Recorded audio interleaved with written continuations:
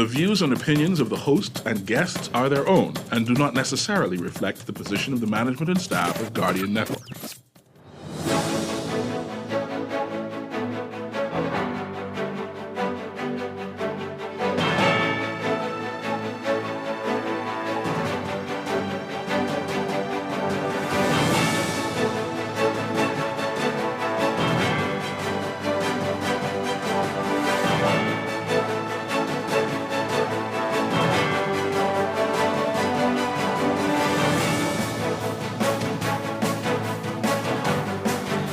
Good morning.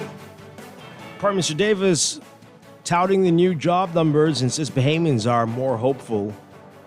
The Prime Minister also saying that acquired plane will be used mainly by the police. And the U.S. raising concerns over the vulnerability of shantytown residents. It's all straight ahead this morning. I'm Dwight Strachan, and this is Morning Blend. Wake up, it's a new day. Wake up, it's a new day. It's the start of a new way. Don't you know that it's the start of the end of the old way. Wake up, it's a new day. Wake up, it's a new day.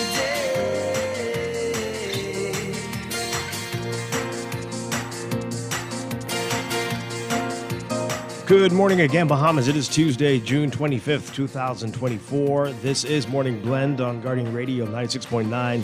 Again, I'm Dwight Strachan. In a moment, Laverne Gardner will be here filling in for Duquesne Dean. Also this morning, we are talking with Crime Stoppers. They have a big town meeting planned for this week. We'll get all the details about that. And later, we're talking about the Track and Field Nationals set for this weekend. We'll get all the details from the B3As. That's all ahead this morning. But first, it's time for the Overnight, the latest breaking news from while we're sleeping and the top national and international headlines this morning.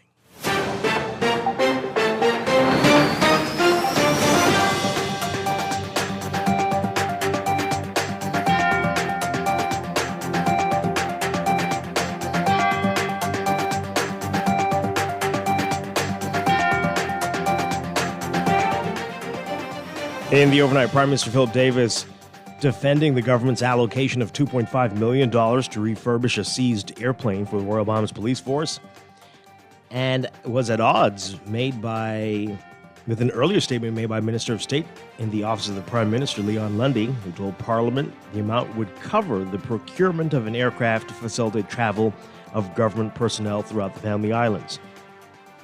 The government's allocation of the $2.5 million in the capital expenditure head in the 24-25 budget did not speak to the funds being allocated for aircraft refurbishment, but for acquisition of aircraft. The Prime Minister yesterday accused critics of engaging in political mischief. He echoed comments made by National Security Minister Wayne Munro, who spoke to the Nassau Guardian on Sunday, and said the aircraft will be mainly used by police. However, he said other government personnel can request to use the plane. He said, quote, "We are an archipelago, and the police have decided that this is what they want to do to ensure that they can have coverage and assist government officials to move around the various islands. It's just part of political mischief that people make." Well, amid criticisms, the Office of the Prime Minister recently said the aircraft was confiscated by the police force and is being repurposed for government use. OPM did not explain why the government allocated $2.5 million in the capital expenditure head in the budget for acquisition of aircraft if the plane was confiscated by the police, or why Lundy said the government was procuring an aircraft. Last week, F&M Deputy Leader Shannon Don Cartwright, the MP for St. Barnabas, called the allocation outrageous. Prime Minister Davis also saying that he's hopeful the unemployment rate will continue to drop as more job opportunities open up in the private sector. The national unemployment rate stood at 9.9% in the last quarter of 2023, according to figures released by the Bahamas National Statistical Institute on Friday. The latest figure reflects a drop in the unemployment rate compared to the 10.4% recorded in the third quarter of 2023. It's the first time BNSI has released quarterly unemployment statistics. Previously, the labor force survey was done biannually. While the 2024 Trafficking in Persons report maintained the Bahamas' Tier 1 status for its consistent efforts to combat human trafficking, it's also raising concerns over the increased vulnerability of those who lived in now demolished shanty towns. According to the report, observers noted the destruction of housing for vulnerable communities, predominantly those housing Haitians, stateless Bahamians of Haitian descent, and displaced Bahamians left them at increased risk for trafficking. The report says, quote, moreover, the government's limited resources for new housing to those with regularized migration status, further increasing vulnerability to trafficking among those previously noted populations. Well, the government has undertaken a nationwide exercise to get rid of shanty towns. It has been argued that the unregulated communities, which are largely occupied by Haitian migrants, pose public health and safety issues and need to be eliminated. A babysitter accused of physically abusing a 6-week-old boy granted bail Monday of $9,000. Prosecutors allege that 21-year-old Curia Lewis, who operates a babysitting service from her home in Pinewood Gardens on Pinewood Drive, injured the infant on June 19th. The child's reportedly still in the hospital. Lewis pleaded not guilty to a charge of cruelty to children at her arraignment before Senior Magistrate Shaka Serville. She returns to court on August 1st for a trial date to be set. Her bail terms forbid her from coming near the child or his parents. The family of an American woman who went missing in the Bahamas believes she's in danger. Police are still searching for 41-year-old Taylor Casey, who was last seen near Paradise Island last week. Family and friends of Casey, a native of Chicago, said that she traveled to the Bahamas to attend a yoga retreat. However, her relatives say there is no record of her having been at the retreat. Police recovered Casey's phone on the beach on Paradise Island. Casey's loved ones have created accounts on Facebook and Instagram in an effort to get word out and aid search efforts. Casey's known for her vibrant and loving personality, according to her family. The family's urging anyone with information to come forward. And a 48-year-old man denied bail after he was accused of sexually abusing his now former girlfriend's 4-year-old daughter. The man, whose name has been withheld to conceal the identity of the child, is accused of unlawful sexual intercourse with a dependent. The alleged sex act occurred between January 1st, 2023 and March 31st, 2024. The man is also accused of threatening to kill his ex-girlfriend and assaulting her. He was not required to enter pleas to the charges when he appeared before Senior Magistrate Shaka Serville. He was denied bail, and the matter has been adjourned to August 1st for the presentation of a voluntary bill of indictment. Also appearing in the same court, 48-year-old Rudolph Thurston. He's accused of raping a 23-year-old woman at the Carmichael Road food store where she worked. The incident allegedly took place on June 17th. Thurston didn't have to enter a plea to the charge. Bail was denied. His matter adjourned to August 1st.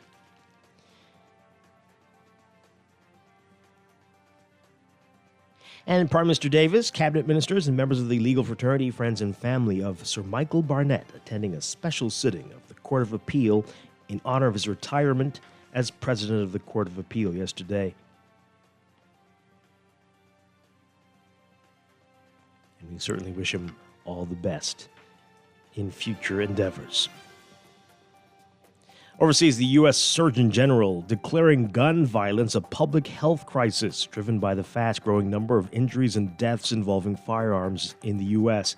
The advisory issued by Dr. Vivek Murthy, the nation's top doctor, coming as the U.S. grappled with another summer weekend marked by mass shootings that left dozens of people dead or wounded.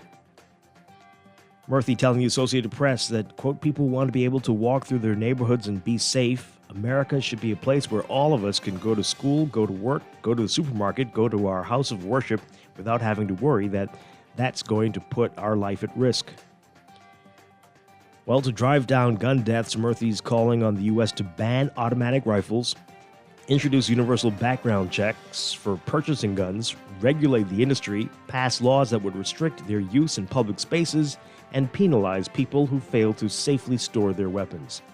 None of those suggestions can be implemented nationwide without legislation passed by Congress, which typically recoils at gun control measures. Some state legislatures have enacted or may consider some of the Surgeon General's proposals, though.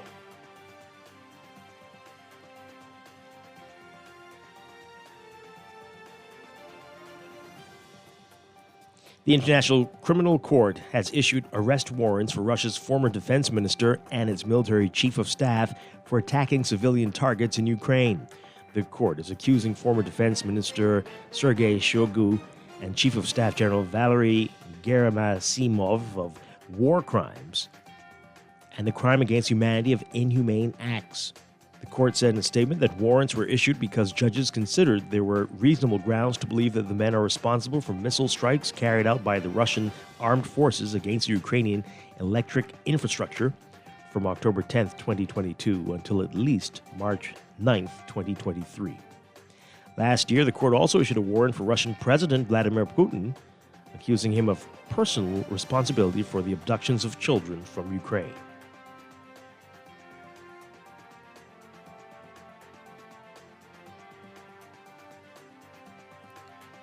And a man who once described himself as king of a notoriously violent gang in Haiti and is linked to the kidnapping of 16 U.S. citizens, sentenced to 35 years in prison Monday in a federal court in Washington, D.C.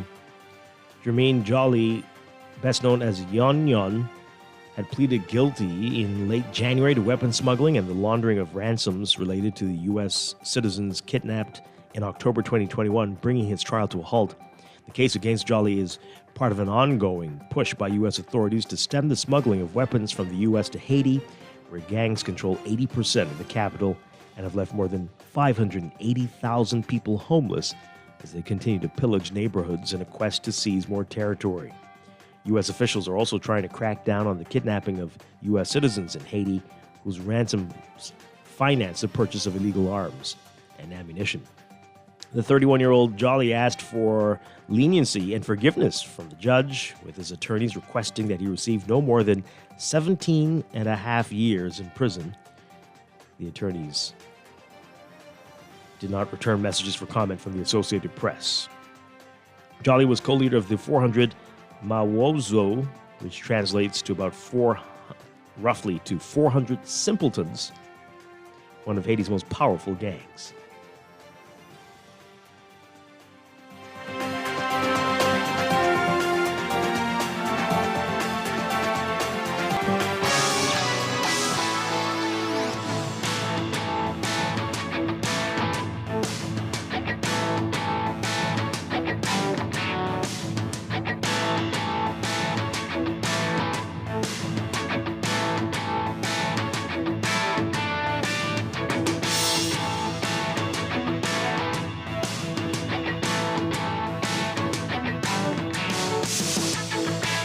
In sports, Team Bahamas in men's basketball is about to be finalized, and the squad is settling into Greece. The squad enjoying a workout session at the Peace and Friendship Stadium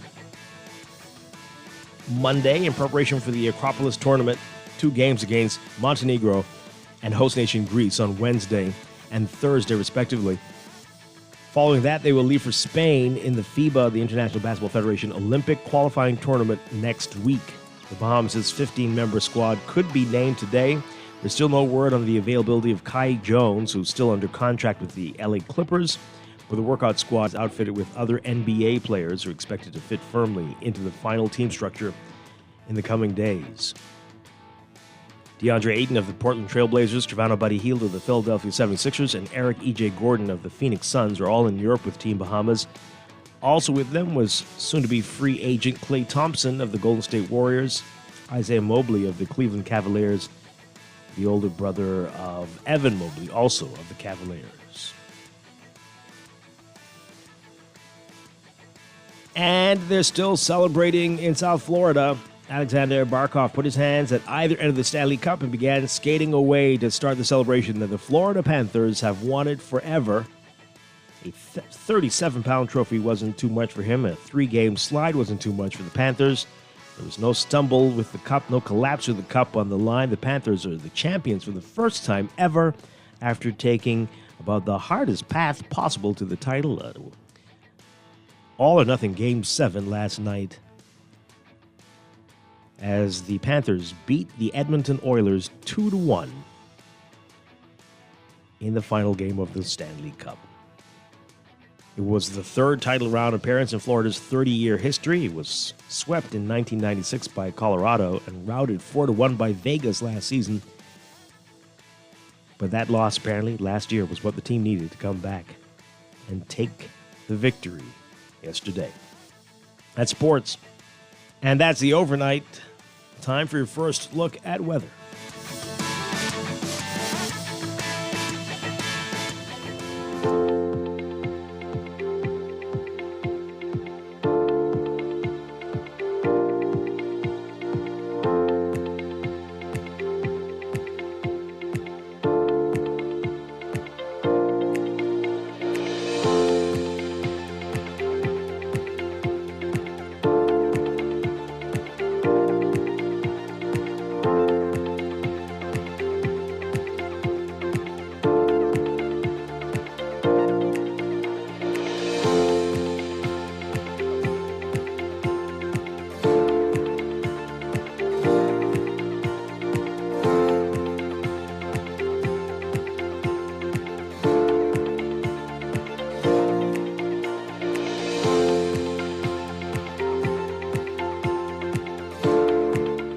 First, good weather for today. We've got troughing along with abundant tropical moisture. That's going to continue to support an unsettled weather pattern across the country.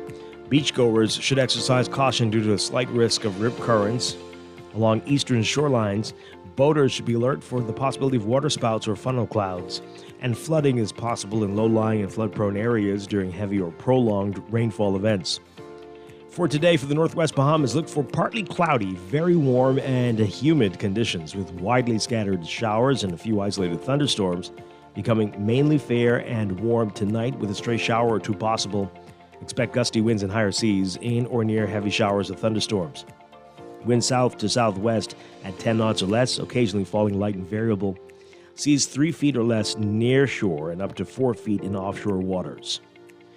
For the central and southeast Bahamas, variably cloudy, very warm, humid with isolated showers and the chance of isolated thunderstorms, becoming mainly fair and warm tonight with a chance of a few quick passing showers. Again, expect gusty winds and higher seas in or near heavy showers or thunderstorms. Winds in the central Bahamas, southeast to south at 10 knots or less, falling light and variable by this afternoon. In the southeast Bahamas, southeasterly at 10 to 15 knots, falling light and variable by afternoon. Seas 2 to 4 feet. As you said, it's going to be a hot one today. Highs getting up to around 90 Fahrenheit, 32 Celsius, but the heat index will make it feel like it's 103 Fahrenheit, 40 Celsius. Overnight lows tonight will get down to about 76 Fahrenheit, 24 Celsius. That's your first look at weather this morning. We'll have your extended outlook and look at the tropics coming up after traffic in just a bit. Wake up, it's a new day. Wake up, it's a You are listening to Morning Blend. When we come back, we're discussing today's top stories right here on your home for fresh news, smart talk, all day, Guardian Radio 96.9. of the end of the old way. Wake up, it's a new day. Tired of banks forcing you to use technology to bank the way they want you to? Your convenience is important. So no matter what your banking needs, Commonwealth Bank's friendly staff are always available in branch for that personal one-on-one service. But when you choose technology, our online and mobile banking app offers you state-of-the-art functionality.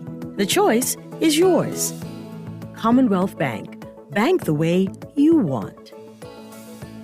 Looking to elevate your gadget game, or a tech trouble simply slowing you down? Escape to a world of innovation at Custom Computers, your go-to store for the latest cutting-edge tech. Whether you need to upgrade your life with the best from Apple and Windows, or your device needs a little TLC, the Custom Computers Know-How Store is the destination for unbeatable expertise and quality repairs. With 2 convenient locations, there's a Custom Computer near you on Patton Street in Palmdale and Cades Village, or call 396-1100. For fast, reliable, and impactful printing services, look no further. Let Printmasters bring your masterpiece to life. We stand by our quality products that is second to none.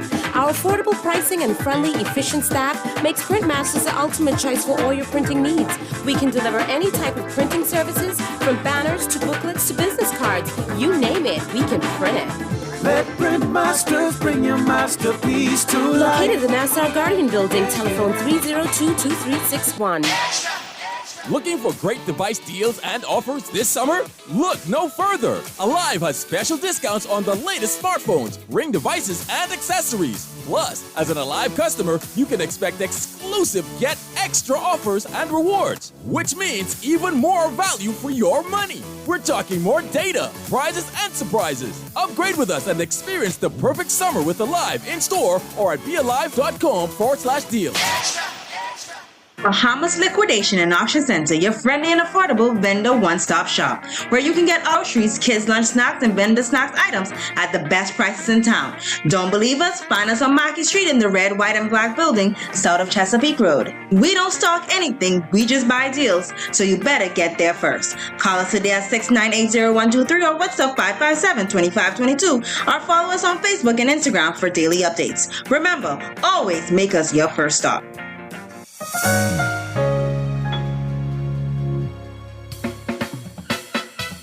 Do you have uncontrollable debt? Are you ready to make that move to Fidelity for a stress-free future? These loans have a built-in savings plan that pays you unbeatable interest. Ask about our debt consolidation loans today. Call 356-7764. Fidelity, we're good for you. Wake up, it's a new day. Wake up, it's a new day. It's the start of a new day. Don't you know that it's the start of the end of the old way? Wake up, it's a new day. Wake up, it's a new day. Welcome back to Morning Blend here on Guardian Radio 96.9. We are streaming live on GuardianTalkRadio.com and on the Guardian Radio app for smart devices. We're also on your televisions on Cable Bahamas Channel 969 and BTC Flow Channel 612. You can tweet us at Morning Blend 969 or Facebook.com/Morning Blend 969. Text us on the Guardian Radio text line powered by BTC 422-4796. Standard text rate supply. Once again, I'm Dwight Strachan. Joining me on a Tuesday, we've got Laverne Gardner. Laverne, filling in for Duquesa Dean today. Good morning. Good morning, Dwight. How are you? Doing well. Great to have you with us on a Tuesday. It's good to be here. Duquesa's going to be here on Thursday. And so we got a lot to talk about this morning. Laverne, Crime Stoppers has a town meeting. They're going to tell us all the details about that and talk about their work. And I'm looking forward to that discussion. Police force, members of the force going to be joining us as well in that discussion. And then later, the countdown is on to the Track and Field Nationals, B3A's Track and Field Nationals, set for the next few days. We'll get all the details about that. Some of you have been watching the U.S.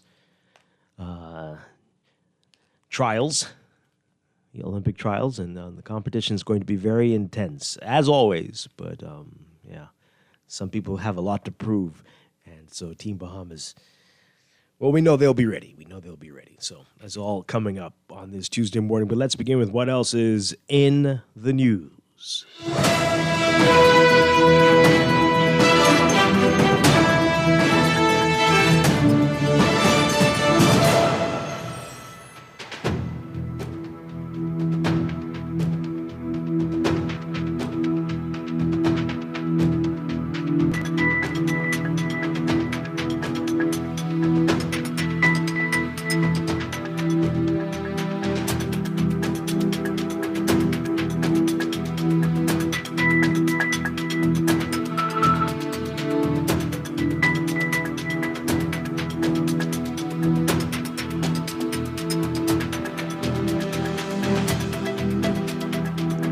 And in the news, just a few quick things we want to point to before we get to our main story. So the report from the U.S., the Trafficking in Persons report, the 2024 Trafficking in Persons report maintained the Bahamas' Tier 1 status for its consistent efforts to combat human trafficking, but it is raising concerns over the increased vulnerability of those who lived in now demolished shanty towns, and that being displaced could put them at risk for trafficking. Rachel Scott writing about this in today's Nassau Guardian. The government's limited resources for new housing to those with regularized migrations through increasing vulnerability to trafficking among those previously noted populations.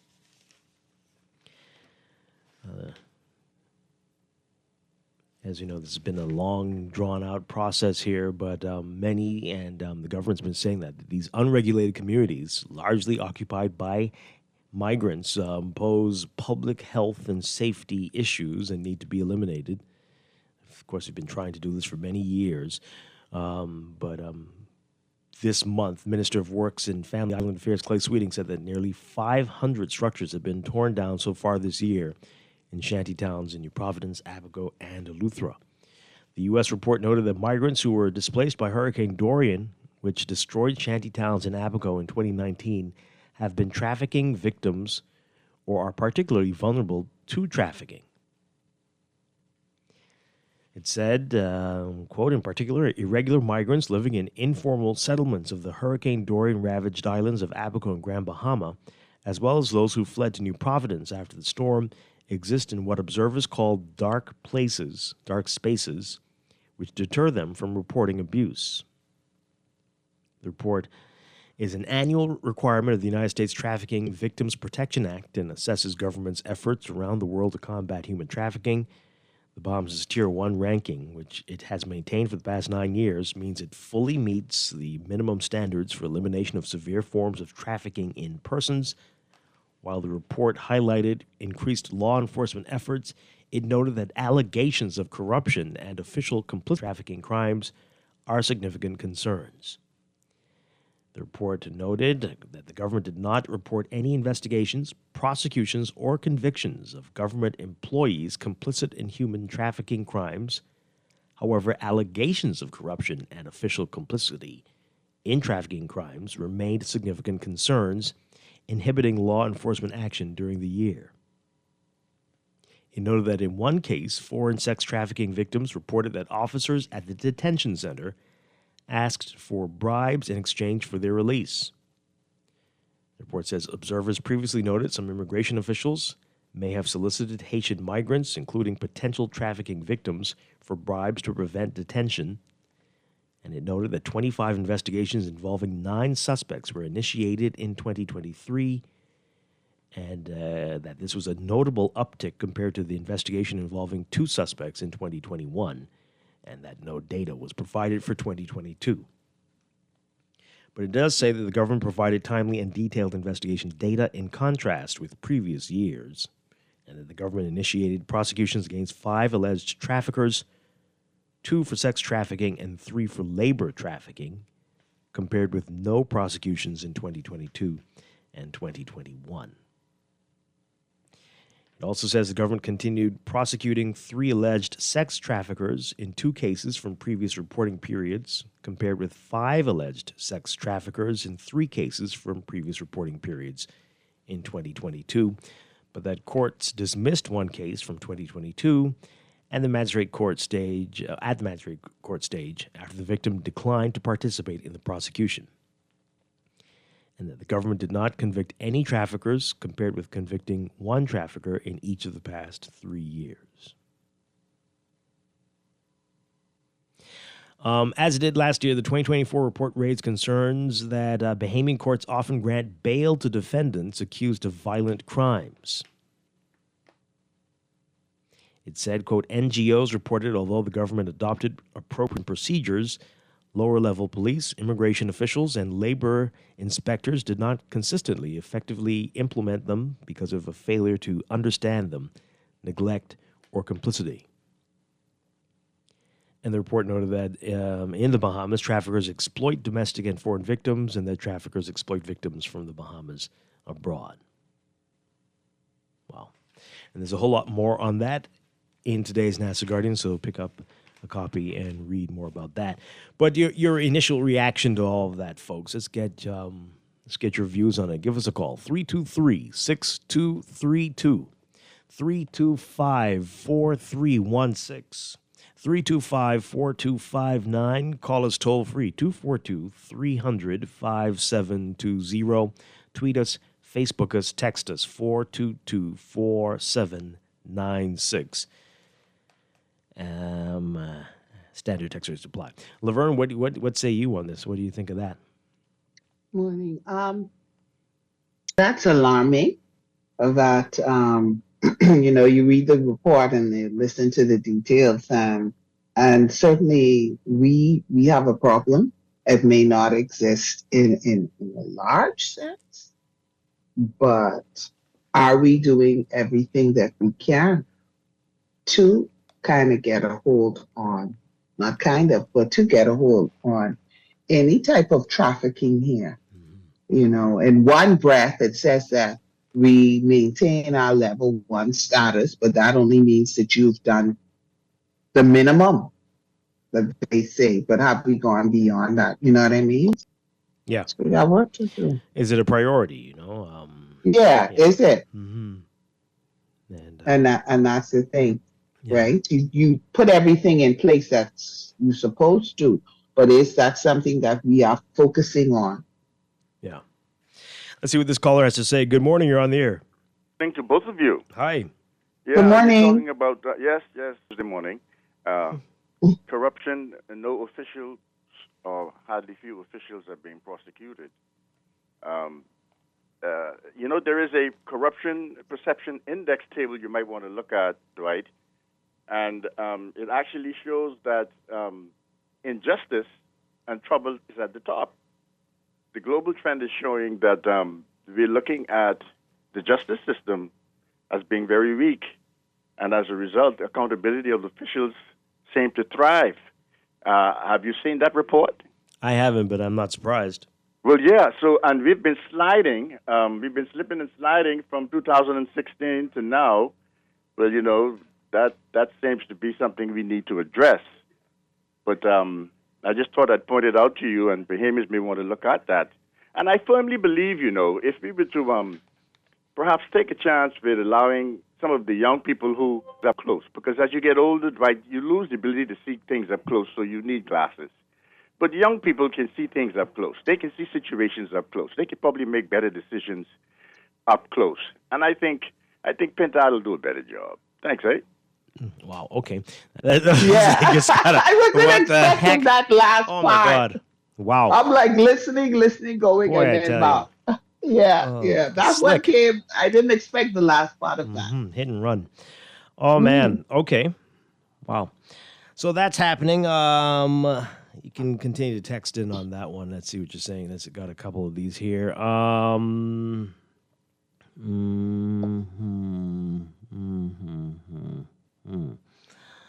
boy. Okay.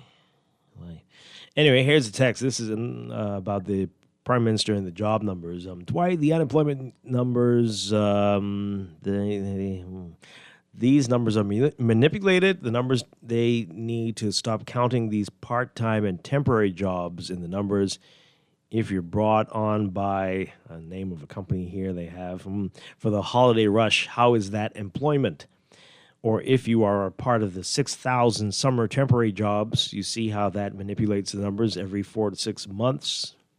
It makes the numbers look pretty. Manipulation finest.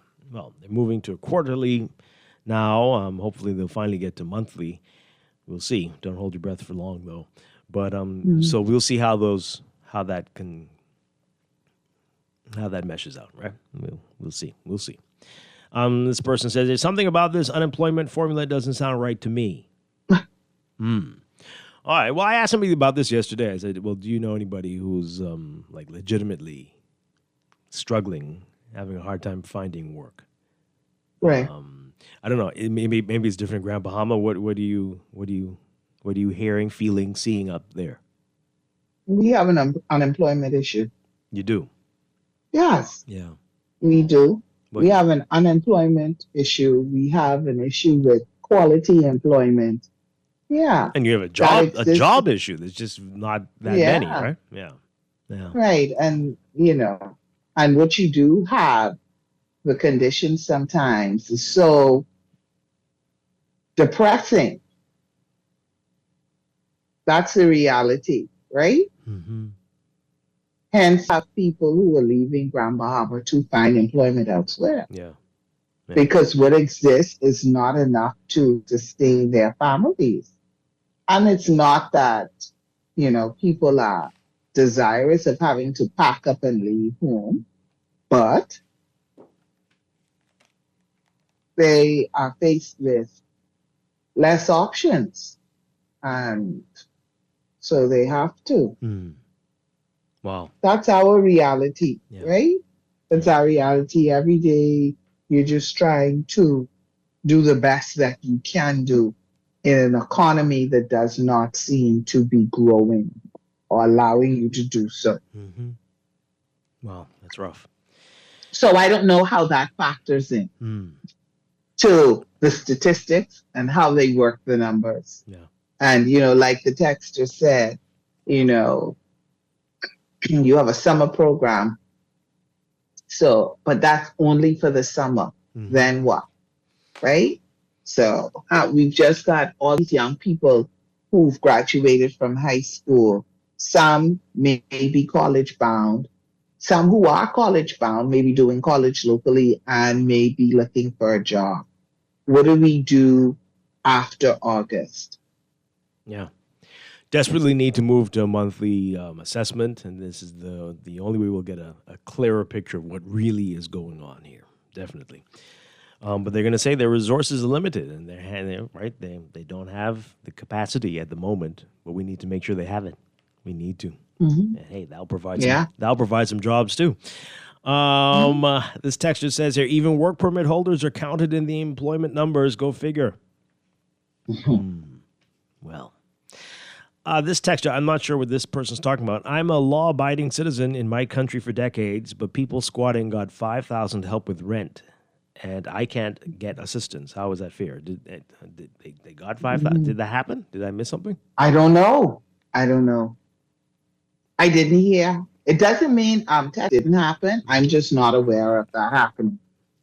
All right. Right, we have to investigate I'll that. have to look. I don't recall that. Who would know? Social services? Housing? Social services, eh? Yeah, okay. Dwight, you sound like, what? Well, Dwight, he was like, yeah. I'll sooner get an answer from Google, but I'll like look that up. We're going to get an answer? From Google.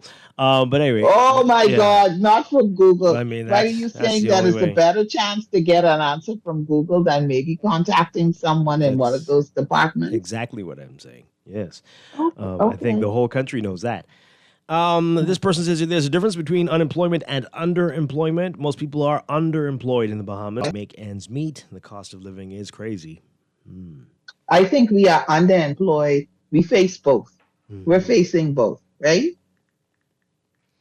Yeah. Unemployment and underemployment. Yeah, you can have both problems. Yes. And we do. We absolutely do, especially in Grand Bahama. Wow. But overall in this country, we face underemployment. This texter says here, Dwight and Laverne folks aren't working because Haitians literally have all the jobs. No joke. Well, I don't know about that, but okay. They have certainly a lot of the jobs that Bahamians are refusing to do, that some Bahamians refuse to do. Why are we not talking about salaries not being able to sustain lives, and also state in the statistics that 1 out of every 10 Bahamians has a side hustle? You sure it's only that? I think it's more than that. Okay. Yeah. But people are always talking about that. And we've got a lot of issues. A lot of issues. Continue to call in 323-6232, 325-4316, 325-4259. Tweet us, Facebook us, text us, 422-4796. Yeah, I'm not seeing anything about that. I don't know what that texter's talking about, but okay. Yeah. Well, there's another story I wanted to talk about in the U.S. media, as it should. And we saw the police issue this missing persons alert over the weekend. And so we've got an article in today's Nassau Guardian, and Rachel Scott writing about it. The family of an American woman who went missing in the Bahamas believes she's in danger. Police are still searching for 41-year-old Taylor Casey, who was last seen near Paradise Island last week. Family and friends of Casey, a native of Chicago, said that she traveled to the Bahamas to attend a yoga retreat on Paradise Island. But her relatives say there's no record of her attending the retreat, no record of her being there. Police recovered on the beach on Paradise Island. It's not good. Casey's loved ones have created accounts on Facebook and Instagram called Find Taylor Casey in an effort to get word out and aid search efforts. Casey's mother, Colette Seymour, saying in a statement, quote, "We are deeply concerned for Taylor's safety and well-being. We love Taylor and want her home. I believe that Taylor is in danger because she was eager to share her yoga retreat experience with others upon her return. Taylor would never disappear like this." The statement said that a contingent, including her mother, is traveling to Paradise Island and Nassau to coordinate with local authorities. Casey, according to her family, is known for a vibrant and loving personality. And they said that she's been practicing yoga and for 15 years and went to Paradise Island to fulfill a long-term goal of deepening her practice. They're urging anyone with information to come forward. Wow. No. Now, it's not mentioned here, but other articles are mentioning that Taylor Casey's a trans woman. And that certainly makes this story a whole lot more interesting. Okay.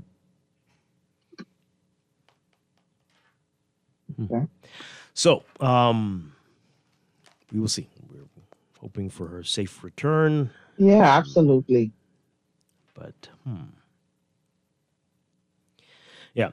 All right. So the person who texted in about Haitians literally have all the jobs is saying, so Dwight, Bahamians refuse to work at Atlantis. Haitians dominate the night shift. Does the Bahamas even still have Bahamians? Well, then obviously, texter, obviously what you're thinking are Haitians are not Haitians, right? These are Bahamians. Maybe they are of Haitian descent, but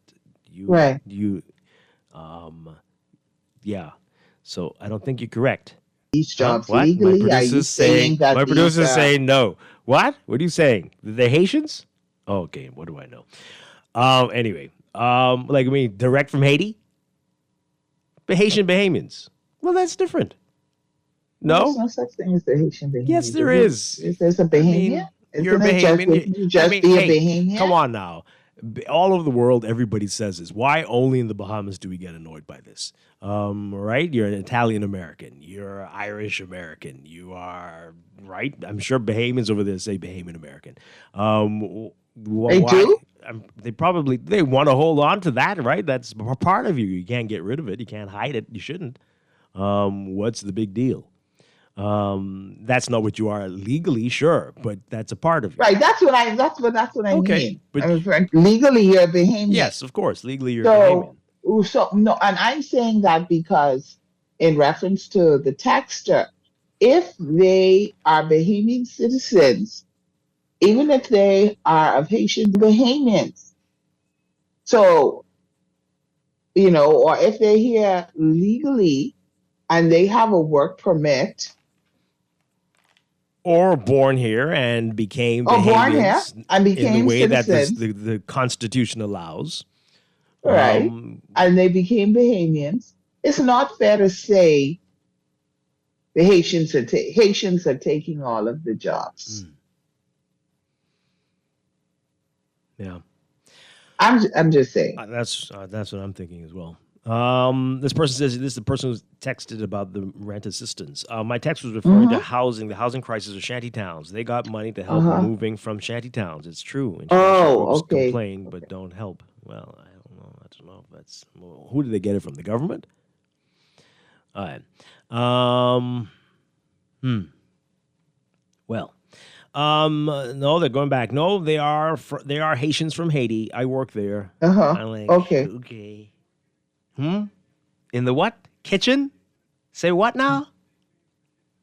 Cleaning the kitchen at night. Okay. According to our producer. Oh, okay. Oh, boy. Okay. Well, I don't know what to say. Wow. This person says there's no such thing as a Haitian Bahamian. This is not America. When you ask them what they are, they will say they are Haitians. And did you guys discuss the Haitian man who raped his 10-year-old daughter? What? Okay.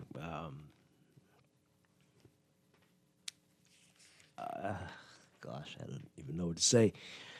What? Where is? What? When did this happen? You know is that what? in the news? I don't even know why is that coming up. But okay, is that in the paper today? Is that what we? Oh boy! Now there is a man in the paper. We read that in the overnight, right? Who is accused of sexually abusing his former girlfriend's 4-year-old daughter. But his name is being withheld to protect her identity. But I mean, it's a whole lot of stuff happening. Anyway, okay, let's change this. Let's take this call. Good morning, caller. You're on the air. Good morning, Dwight. How you doing? Doing well. Great. I don't know why is it y'all keep calling these French people Bahamians. You can be French? a citizen of any country, Dwight. French? That's certainly not French. Right? The Haitian Constitution of 1804 clearly read, no matter where you are under the sun, you are a Haitian if you have a drop of Haitian blood inside of you. The colony and France is not allies and will never be allies. So all our constitution, all of them rights they give these people to own this land, because all of us planning on giving them straight up, doesn't even apply. It makes no sense. You understand? No, not at all. What are you saying? It's quite possible because 90% of black people can't understand. Anyway, 1804 Constitution of France, no matter where you are under the sun, when you drop a Haitian blood and you are Haitian, you can denounce your citizenship. You cannot denounce your citizenship. All right, what's it got to do with us? Sorry? What does that have to do with us? You're right on the first one. You can't understand. No, what does that have to do with us, right? So your Constitution, the Constitution of the Bahamas that you refuse to change, says that if you're born here, legally or illegally, to people who came here with papers or not, that they are entitled to apply for citizenship. And as you see in the papers every day, every single day, many are getting this. People refuse to talk about whether we should change this. And I think we need to have that conversation because this is unsustainable. It is unsustainable. This needs to change. And many people get angry when you say it, but we need to change the Constitution so that if you come here illegally, your children are not going to be entitled to citizenship. That's Dwight saying that. We need to change it. But we're not doing it. Asked immigration ministers, and they looked at us like we're crazy. Oh, I've never even considered this before. Oh, yeah, it's obvious. But getting angry at something that's in the Constitution, it's been 50 years, 51, and nobody is trying to change it, who are you mad at? You mad at them? Look in the mirror. We can fix this. We're not trying to fix it. You're not trying to fix it. So you could call them Haitians all they want, but they have Bahamian passports and citizenship. Do something. Good morning, caller. You're on the air. Yeah, good morning, Dwight. Could you hear me? Yes, I can. I think, no, what the person is saying to you is that under the Haitian Constitution, it is right. Yeah, we may go ahead and do that, but the Haitian Constitution is superior to our laws. How? No, understand me, Dwight. The law of your land supersedes anybody. no matter where we are. If they go to the United Nations and say, listen, those people in the Bahamas, they are not supposed to be citizens of the Bahamas because my constitutions will rule and say all you guys No, have to be revoked. that's not how That's that what works. it is. That's you. It's Obviously, us you who have have both. to That's not how it overplay the works. laws in other You all are countries. very confused. That you have both. They're not Many confused. people all over the world have dual, if not more, citizenship. Right? So come on. That is. I don't know why you're interpreting it that way. That's very bizarre. But that has nothing to do with us. You are granting folks here all manner of rights, and mad at them for it, which is very strange. Very strange. Good morning. You're on the air. Hey, Dwight. Good morning, Laverne. Hi. You know, it is a vexing and troubling topic because it is something that Bahamians have been asking our politicians who sit in Parliament to address this thing and bring about a resolution to this matter once and for all as it pertains to how the Bahamian people feel about this thing. Yes, Dwight, you are absolutely correct. When you say, even when you look in the paper, dipole is something that has been addressed for quite some time. Why is it that we still have the dipole when obviously a lot of Bahamians are against the dipole now? It's just sad. It saddens me that we have to address and we have to try and separate. What do you mean who are Bahamians who are actually inheritors of this country against those who are not inheritors, but they came in and now they are inheritors. Wait, what do you mean that they are against it? What do you mean by that? When I say against it, I'm trying to be politically correct here, Dwight, because I know, like I said, this is a very sensitive topic. No matter how you slice it, it's always going to come out almost the same way. There are Bahamians here who feel that this country is being overrun by a particular nation in this country. And we cannot dismiss it, Dwight. It is now emotional more than anything right now for a whole lot of Bahamians. And in terms of jobs and stuff, no, we can't just blame the Haitian migrant in this particular what's going on in the country. We see Americans here take all the major jobs, the top paying jobs. We see Canadians come into this country, same thing. We see other people come into the country. We have Mexicans into this country right now on the construction jobs.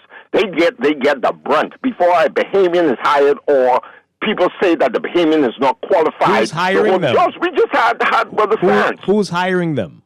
Well, listen, we have different companies here. We have American companies here hiring them. We have Bahamian companies here hiring them. So it is a problem. And it is a problem because, basically, to be honest with you, Dwight, the politicians that represent us in our parliament, and see, it comes back to leadership. It is them who choose to cherry pick on certain things that they want to address.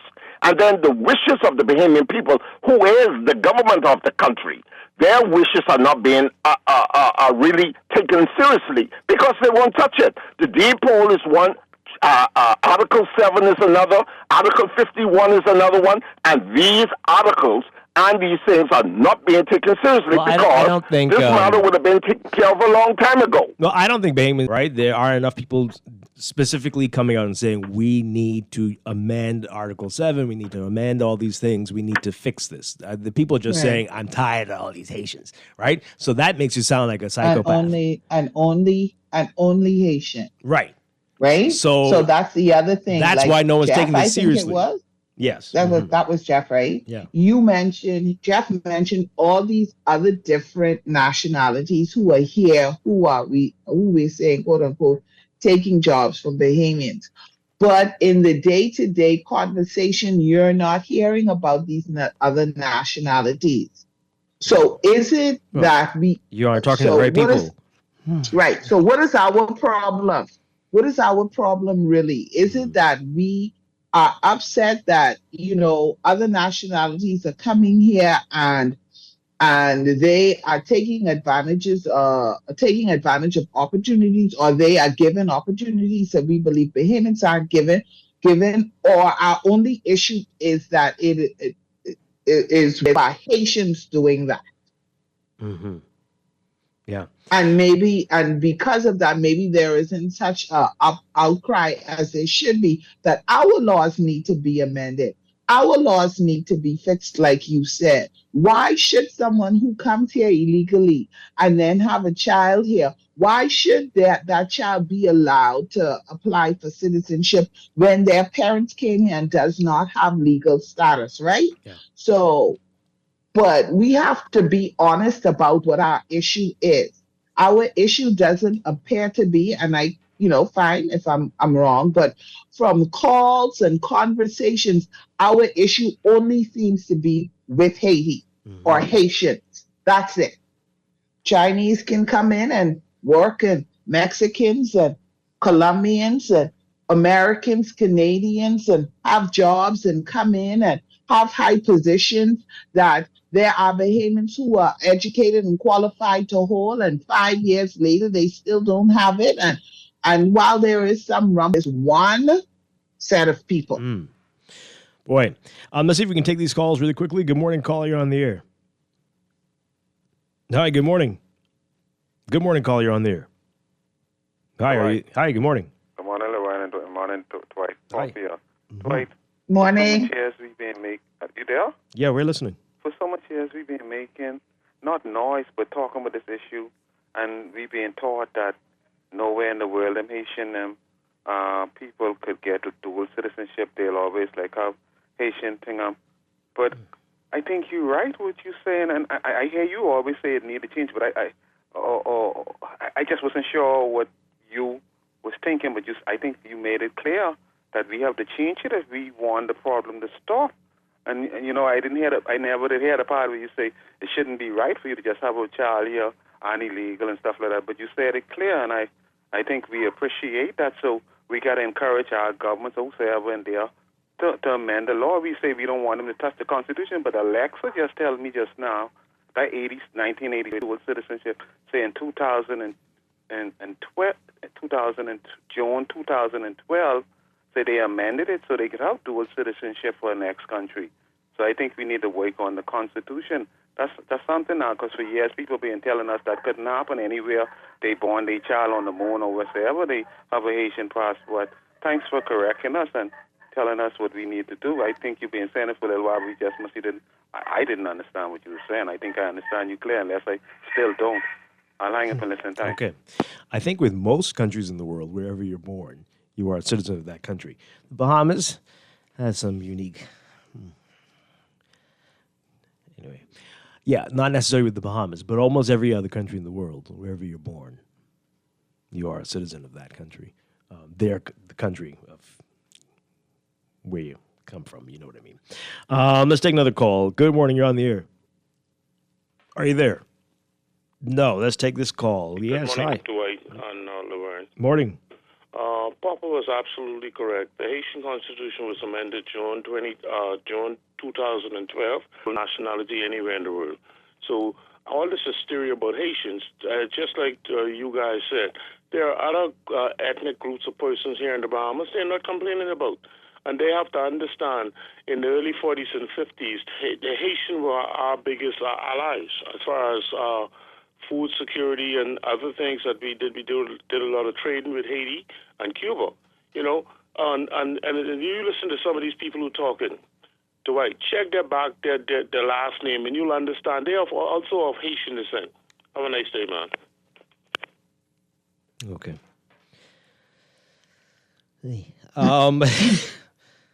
Dwight, How do we get here? Dwight, there was some other things that you wanted to talk about. Not at this point now. I don't know if we're going to be able to get to them. Can we make an effort to get to them? And not I've got 100 because we text always messages. go, always, right? Because we always go down this rabbit hole. And where And the does phone it lines get are us? all lit up, Laverne, all lit up. I'm sure. Okay, so people are saying I'm wrong on this one. Go walk down Bay Street, West Bay, sandals early in the morning. So many people are fresh off the boat, leaving those properties. They're not only Bahamians of Haitian descent. Okay, all right. Wow. All right. So what are we doing as a people? What are we doing when these members of parliament, when these people come and they want our support? What are we saying to them? Are we writing in? Are we calling in? Are we demanding a change in our constitution? What are we doing? All right, here's a very interesting text. This person says here, to clarify what these folks are saying about the Haitians working in Atlantis. They are contract workers working for a private company that has contracts to clean the kitchen and other areas of Atlantis. So they're not Atlantis workers. They don't work for Atlantis. Per se, That's yeah, they work private. for a company that Atlantis contracted to do the cleaning. Wow. But again, I'm asking you, Dwight, what are we doing? Other than calling talk shows and getting all fired up and, all of this that we feel, where are we channeling that energy other than the telephone line and the text? What are we doing? This text at a gas station, and a Haitian lady Oh, Lord. who couldn't speak an ounce of good English was in her outside cashier cage. I was shocked. What happened to Bahamians not having jobs? Oh, my goodness. This text says, I agree with you, Dwight. The question is, why are you worrying about another country's constitution when you should fix yours? Yes, absolutely. That doesn't make any sense. What does it have to do with you? Fix yours. Fix yours. We've got to fix our constitution. We know there are many, many, many articles that need to be adjusted. It is literally not of this century. And we're 24 years, some would say 23, in the new century. Good Lord, man. Let's take some more calls quickly. Good morning. You're on the air. Hi, good morning. Yeah, yes, good morning. Oh, boy. Just lost that one there. Hi, good morning. You're on the air. Okay, everybody just be a little patient. 323-6232. 325-4316. 325-4259. Good morning, caller. You're on the air. Hi, good morning. Yes, good morning, Dwight. Good morning, Laverne. Hi. Dwight, good morning. The concept you're speaking of is just soleil, which is automatic citizenship to anyone born in the country of the soil. And just sanguineous, it's determined by having at least one parent or so as a citizen of that country. Not every country recognizes it. There's some that simply recognize just soleil, and there are some that simply recognize just sanguineous, and very few that recognize both. And guess what? The Bahamas is one of the countries that recognize both, but not in absolute. Yeah. The problem is that we often talk about this immigration issue and the citizenship issue out of context. And even with the constitutional referendums, it's the same thing. We never just have it as a straight issue. It's always tied into something else and misrepresented. And just use an example. You have the citizenship issue. There's 8 means of getting citizenship in the Bahamas, which is both of sanguineous or just sanguineous and just soleil. But guess what? Out of the 8 ways of getting citizenship, the Bahamas Constitution recognizes 7 of them. And the law is the Constitution. Do you know what is the only thing the Bahamas Constitution does not address? Citizenship to the children born to Bahamian men outside of the Bahamas. That's the only one. But yet, we have these kinds of things about women and this and that and everything. But if you read the Constitution, it says what it says, not what we want it to say. And ending in saying this, the Constitution is the blueprint. It protects, permits, or prevents. If the Constitution does not prevent it, you can have it. If it protects it, you must have it. If it permits it, you can decide. And so even when we talk about this immigration law concerning number 7, the Constitution does not prohibit a condition for it to be put on it, such as legal entry and all those other different things. So the problem is we never have conversations in context. Yeah. Emotionalism and everything else. Thank you. Okay, thanks a lot. This text just says, downtown is Little Israel. You don't hear anyone talking about that. Israel? I don't know if it's Israel, but maybe Iraq? Jordan? That's how it looks. I'm not sure. That shouldn't be. Anyway. This text says, breaking news from the Prime Minister's office. This is a text. This is a jokey text. The plane will solve the migration problem, eliminate unemployment, and bring about world peace. I say 2.5 million were well spent. This person says, I totally agree, Dwight. This is the referendum that we need, but no one has the guts to do anything about it. Immigrants come here illegally by the thousands every year and create Bahamians. How does that make sense? This person says here, Americans, Hispanic. Those are the ones hiring these. Oh boy, wait, what's going on? I'm losing a lot here. What? Oh no. Okay, no, this is just hate. I can't read that. Nope, sorry. Laverne, for a long time, foreigners were taking our jobs. The Haitians are the larger population, hence the cry. The Chinese and the other workers come in with their jobs ready for them, with their people. I find it a problem too. Bahamians need to look at the little things and hold the person that represents your area accountable. Vote for an independent person. It's obvious neither of the two parties will do anything differently for your country or the country where you vote for them. So why are you still complaining? Bahamians are tired, and yes, it is a vexing issue. However, for as vexed as we are, riddle me this. Why are we Bahamians hiring them? Yes, well, some people saying it's not just Bahamians hiring them, but the Bahamians definitely hiring them. As I think I joked about it, Bahamian make me conch salad in many years. Many years. Many. I don't know what this text is. So it's us then? Are you saying it's us? Definitely a part of it. Definitely. We're a part of the problem. Yeah, absolutely. And if you're not hiring them, we're definitely granting the work permits, I believe. And if we're not granting the work permits, we are going to all these establishments and seeing all these folks there and not alerting the authorities that there might be something going on here. So there are all kinds of issues. All kinds of issues. This text was asking how many Chinese are in the public schools. I don't know, and why. What about it? What about it?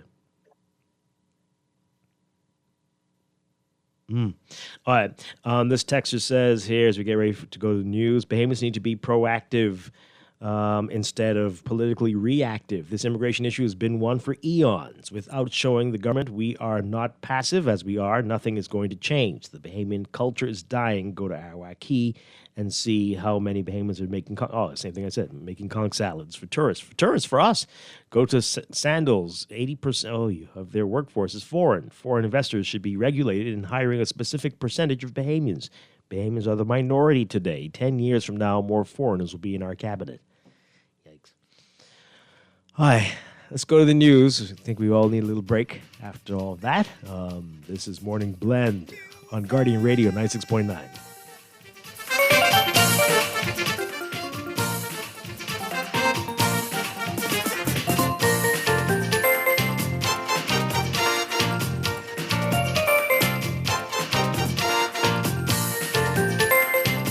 This is Guardian Radio 96.9 FM, Nassau, Bahamas.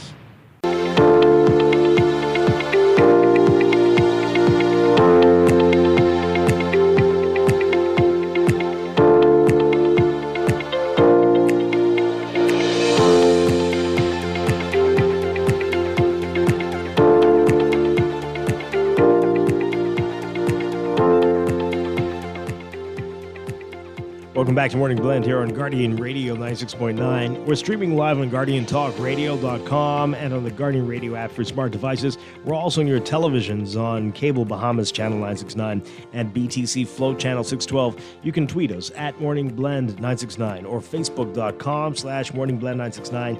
Text us on the Guardian Radio text line powered by BTC 422-4796. Standard text rates apply. And now at 8:25, time for another check of your weather for today, brought to you by Sherwin-Williams Paints. Sherwin-Williams Paints has got you covered for all of your painting and equipment needs. Visit Sherwin-Williams Paints online or in-store today. Here's what's happening. We've got troughing along with abundant tropical moisture that's going to continue to support an unsettled weather pattern across the country.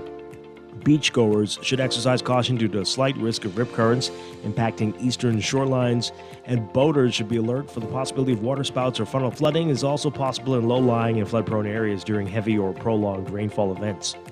Your forecast for today for the northwest Bahamas, partly cloudy, very warm, quite humid with widely scattered showers and a few isolated thunderstorms, becoming mainly fair and warm tonight with a stray shower or two possible. For the central and southeast Bahamas, variably cloudy, very warm and humid with isolated showers and the chance of isolated thunderstorms. Becoming fair and warm tonight with the chance of a few quick passing showers. For all areas, expect gusty winds and higher seas in or near heavy showers or thunderstorms. Temperatures today, we're looking at highs getting up to around 90 Fahrenheit, 32 Celsius, but the heat index will make you feel like it's 103 Fahrenheit, 40 Celsius. Overnight lows tonight getting down to 76 Fahrenheit, 24 Celsius.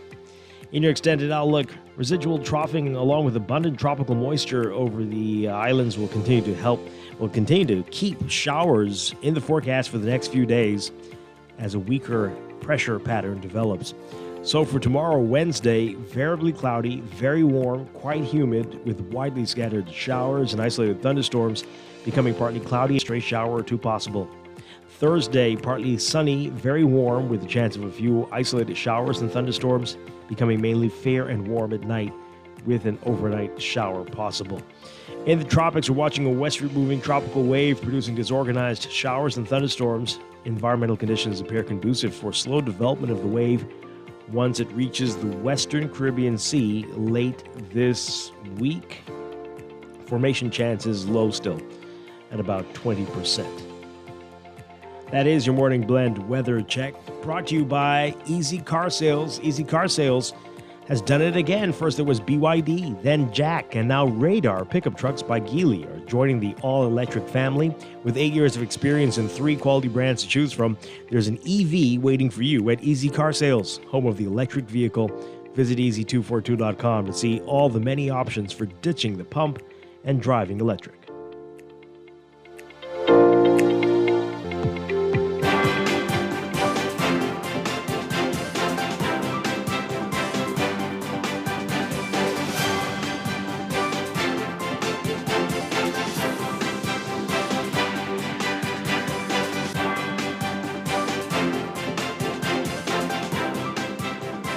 And time for a check of your traffic for this morning, brought to you by RBC. Get a no-fee auto loan with up to 100% financing.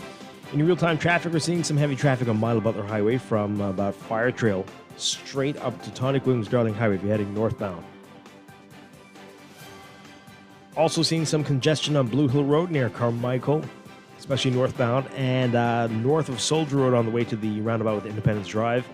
Some building traffic on Independence Drive westbound toward East Street. Also seeing heavy traffic north of Soldier Road on the way to the roundabout with East-West Highway and Independence Drive, the roundabout there. Elsewhere, not looking so bad this morning. Just some slow-moving traffic along Robinson Road as you get closer to Old Trail and near the East-West Highway and Marathon Road. And northbound on Soldier towards Burnett Road, Wolf, and Village Road. Those are your hot spots. That's your real-time traffic and your morning blend traffic alert brought to you by RBC. Visit rbc.com/carloan/all of you for more information. We'll be back with more morning blend after these messages here on Guardian Radio 96.9.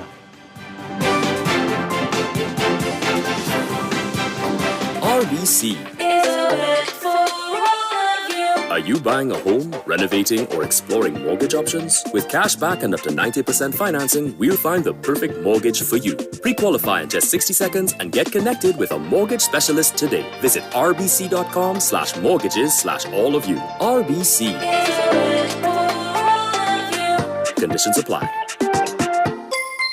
In the world of business, technology is not a choice, it's a necessity. And for businesses that demand excellence, there's only one choice for unparalleled support and cutting edge. You have challenges and we have solutions. Computing, networking, storage, and printing for enterprises large and small, aligned with premium brands like HP, Microsoft, Konica Minolta, and more. Get tech done the right way with custom computers. Call the Know-How team at 396-1101. Ready to save? You can put $100 into the CFAL Savings Express Plan and make sure your money keeps growing. Earn interest on your savings while you're sleeping, eating, or standing in line at the bank. Ready to invest? Start by putting $1,000 into our mutual funds and earn interest there too. Because at CFAL, your interest is our interest. Visit CFAL.com to start now. CFAL. Growing wealth for future generations of Bahamians. Screws and Fasteners World, Balfour Avenue and Palm Beach Street, has those hard-to-find fasteners for you right now. You can find stainless steel regular hex, carriage bolts, galvanized bolts, threaded rods, nails, self-tap screws, sex bolts, anchor bolts, turnbuckles, masonry tools, hand tools, and weed whacker strings. Check out the rope selection and car body fasteners too. Special orders are welcome. It's your #1 fastener store. Screws and Fasteners World, Balfour Avenue and Palm Beach Streets. Call 326-1976. Maybe it's time to explore your options. There's no harm in reviewing your mortgage arrangement and considering a better deal. CIBC Caribbean can help you narrow your search and decide. Switch your mortgage to CIBC Caribbean and enjoy a special interest rate and help towards your switching costs. See fcib.com/inspired home for more information. Conditions apply.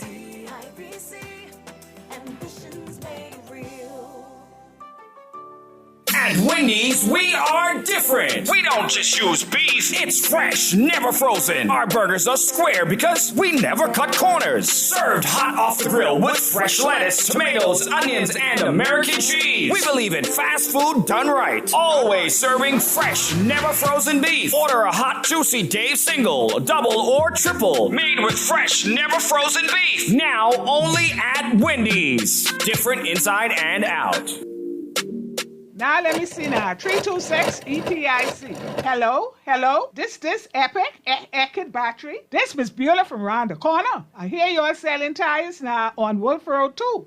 Praise the Lord. It's about time. I live Fox Hill and Fire Trail. It's too far. That ain't all. They open Monday to Friday, 7 a.m. to 7 p.m. On Sunday and holiday, 8 a.m. to 4 p.m. My brother Sam, he's a hacker, and he could go right there and get fixed up. Call us at 326 EPIC. We ship also to the Family Island.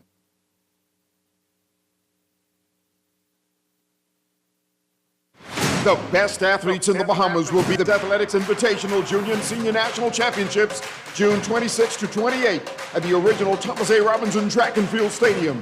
Stephen Gardner, Devin Charlton, Shawnee Miller-Weebo, and so many more. The juniors are vying for the opportunity to represent the Bahamas at the World Under-20 Championships, and the seniors are gunning to qualify for the Paris Olympic Games, which are fast approaching, and our athletes are looking to get on the road to Paris. The meet gets underway at 4 p.m. on Wednesday, June 26th, and Thursday, June 27th, and at 5 p.m. on Friday, June 28th. Gates open at 3 p.m. daily, and tickets can be purchased for as low as $20 at the original Thomas A. Robinson Track and Field Stadium. The B3A's Kids Athletics Invitational Junior and Senior National Championships, June 26 to 28 at the original Thomas A. Robinson Stadium. You don't want to miss this one. This is Guardian Radio 96.9 FM, Nassau, Bahamas. Oh yeah! Stay! Let's go! You do the crime, you must do the time. Kimmy and Sting say so. Oh yeah! Let's go!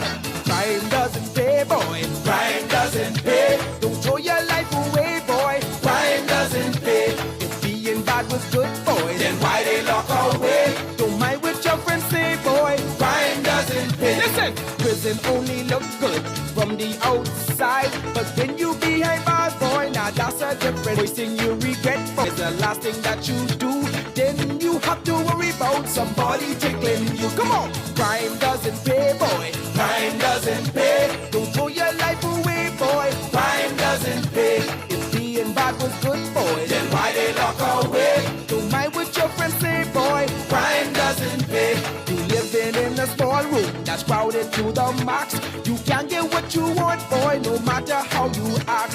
Few people come to visit you, but only for a while. Then they forget about you like you're going out of style. Cause crime doesn't pay, boy. Crime doesn't pay. Don't throw your life away, boy. Crime doesn't pay. If being bad was good, boy, then why they lock away? Don't mind what your friends say, boy. Crime doesn't pay. No!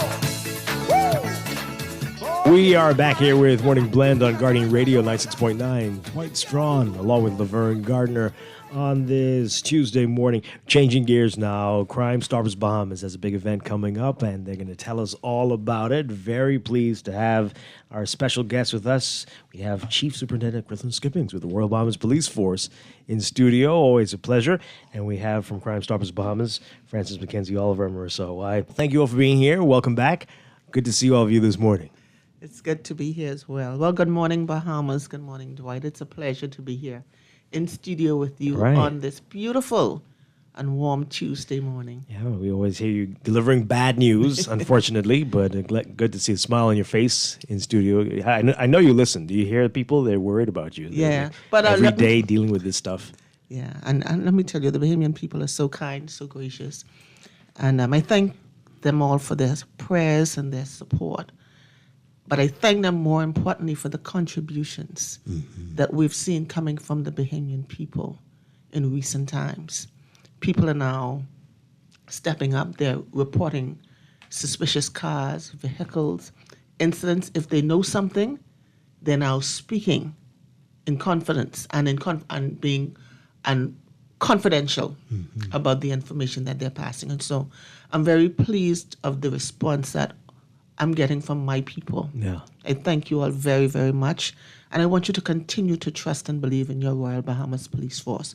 We are here to serve you, and we will continue to provide that professional service, taking each case and each incident as it comes, giving it our full priority, so that at the end of the day, you are satisfied that we have done due diligence with your particular incident. Excellent, excellent. And I'm sure partnerships like with Crime Stoppers Bahamas definitely help, Marissa, and this work.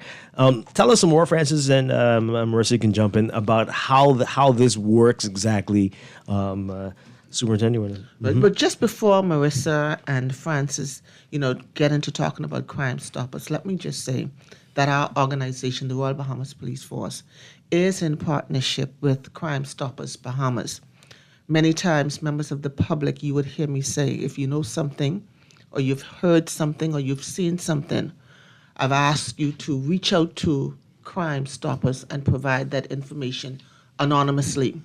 So what we see happening today, we have the persons who are behind the line in studio today. They're going to tell you more about their role as it relates to assisting in preventing and reducing crime within our country. And so at this time, I would like to hand it over to Marissa Awai, who's Francis McKenzie, who's the director of Bahamas Crime Stoppers at this time. Yeah. Yeah. Welcome back, Francis. Good morning. Nice being here again. I'm one of the directors of Crime Stoppers. There's Harry Olden is not here as well, and Marissa Wise, chairperson. So I'll be the chair since she's chair, and then I'll come and tell you exactly what we do as directors. Marissa, get really close to the mic there. Good morning, Bahamas. Good morning, Dwight, and good morning, Chief Superintendent, and the wider listening audience. Dwight, thanks again for hosting us on Morning Blend. You and Guardian Media has always been very supportive of Crime Stoppers, and as you continue to do that today. This week we have special guests in town. We have the Miami-Dade and Florida Keys Crime Stoppers persons visiting us for 4 days, basically to bring more awareness to the Crime Stoppers program and also to show credibility and to support what we say when we tell you we do not answer, or the Bahamas Police Force doesn't answer your calls when you call in. We've brought the people live and in Technicolor to show that these are the people that actually take your calls when you call in to our phone contacts.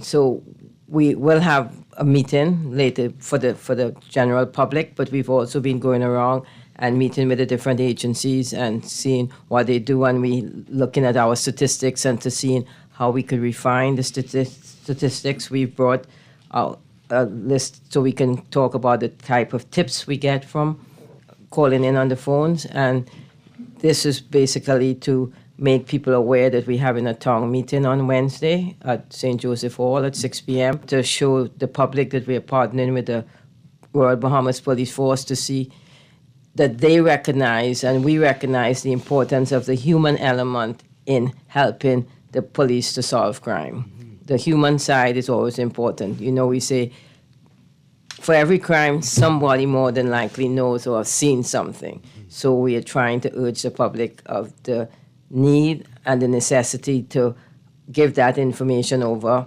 again, from the Crime Stoppers viewpoint, you give it anonymously, so you cannot be called to be a witness. You cannot feel threatened by the fact that people know that it's you who gave that information. So again, we want to push the program to let people understand how it works and understand that these are the people from Miami-Dade. They are in town, so you could come out and see and chat to them and ask questions, but these are the people who actually take our calls, and they have been doing this from 2001. Wow.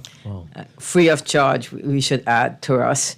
They haven't charged us anything, so it's also a thank you to them. We've brought them over to thank you for doing us over the years. All right, so we'll get some details about the town hall meeting in a bit. But let's go back to what you said. The calls aren't answered by the police, not by Crime Stoppers locally.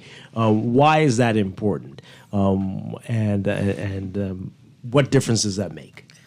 Well, we think the main reason that we do this is because we are, I know everything is relative, but we are considered a small community. We only a population of just maybe 400,000 people. So the concern is that people know each other a lot.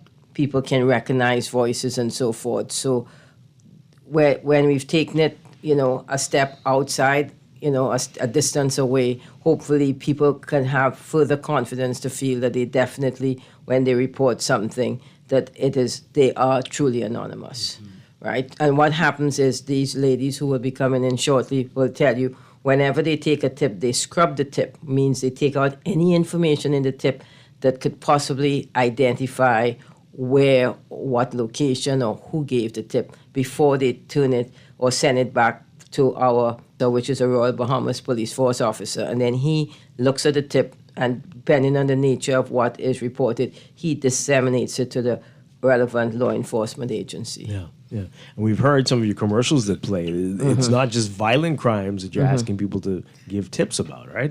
Sometimes it's white-collar crimes as well. Yeah, it's a whole a range of crimes. In fact, one of the things we want to stress at the town hall meeting is the wide array of tips that you can call in, and it doesn't have to be just violent or homicides or so forth. So we brought a flyer to push that and indicate that, all types of crimes. A crime is a crime, Chief Superintendent will say. So all types of crimes we take. And it's open 24 hours, 7 days a week. So you can, 365 days a year. So you can report at any time. Francis? Good morning. Sorry, I just had a quick Laverne? question. Right?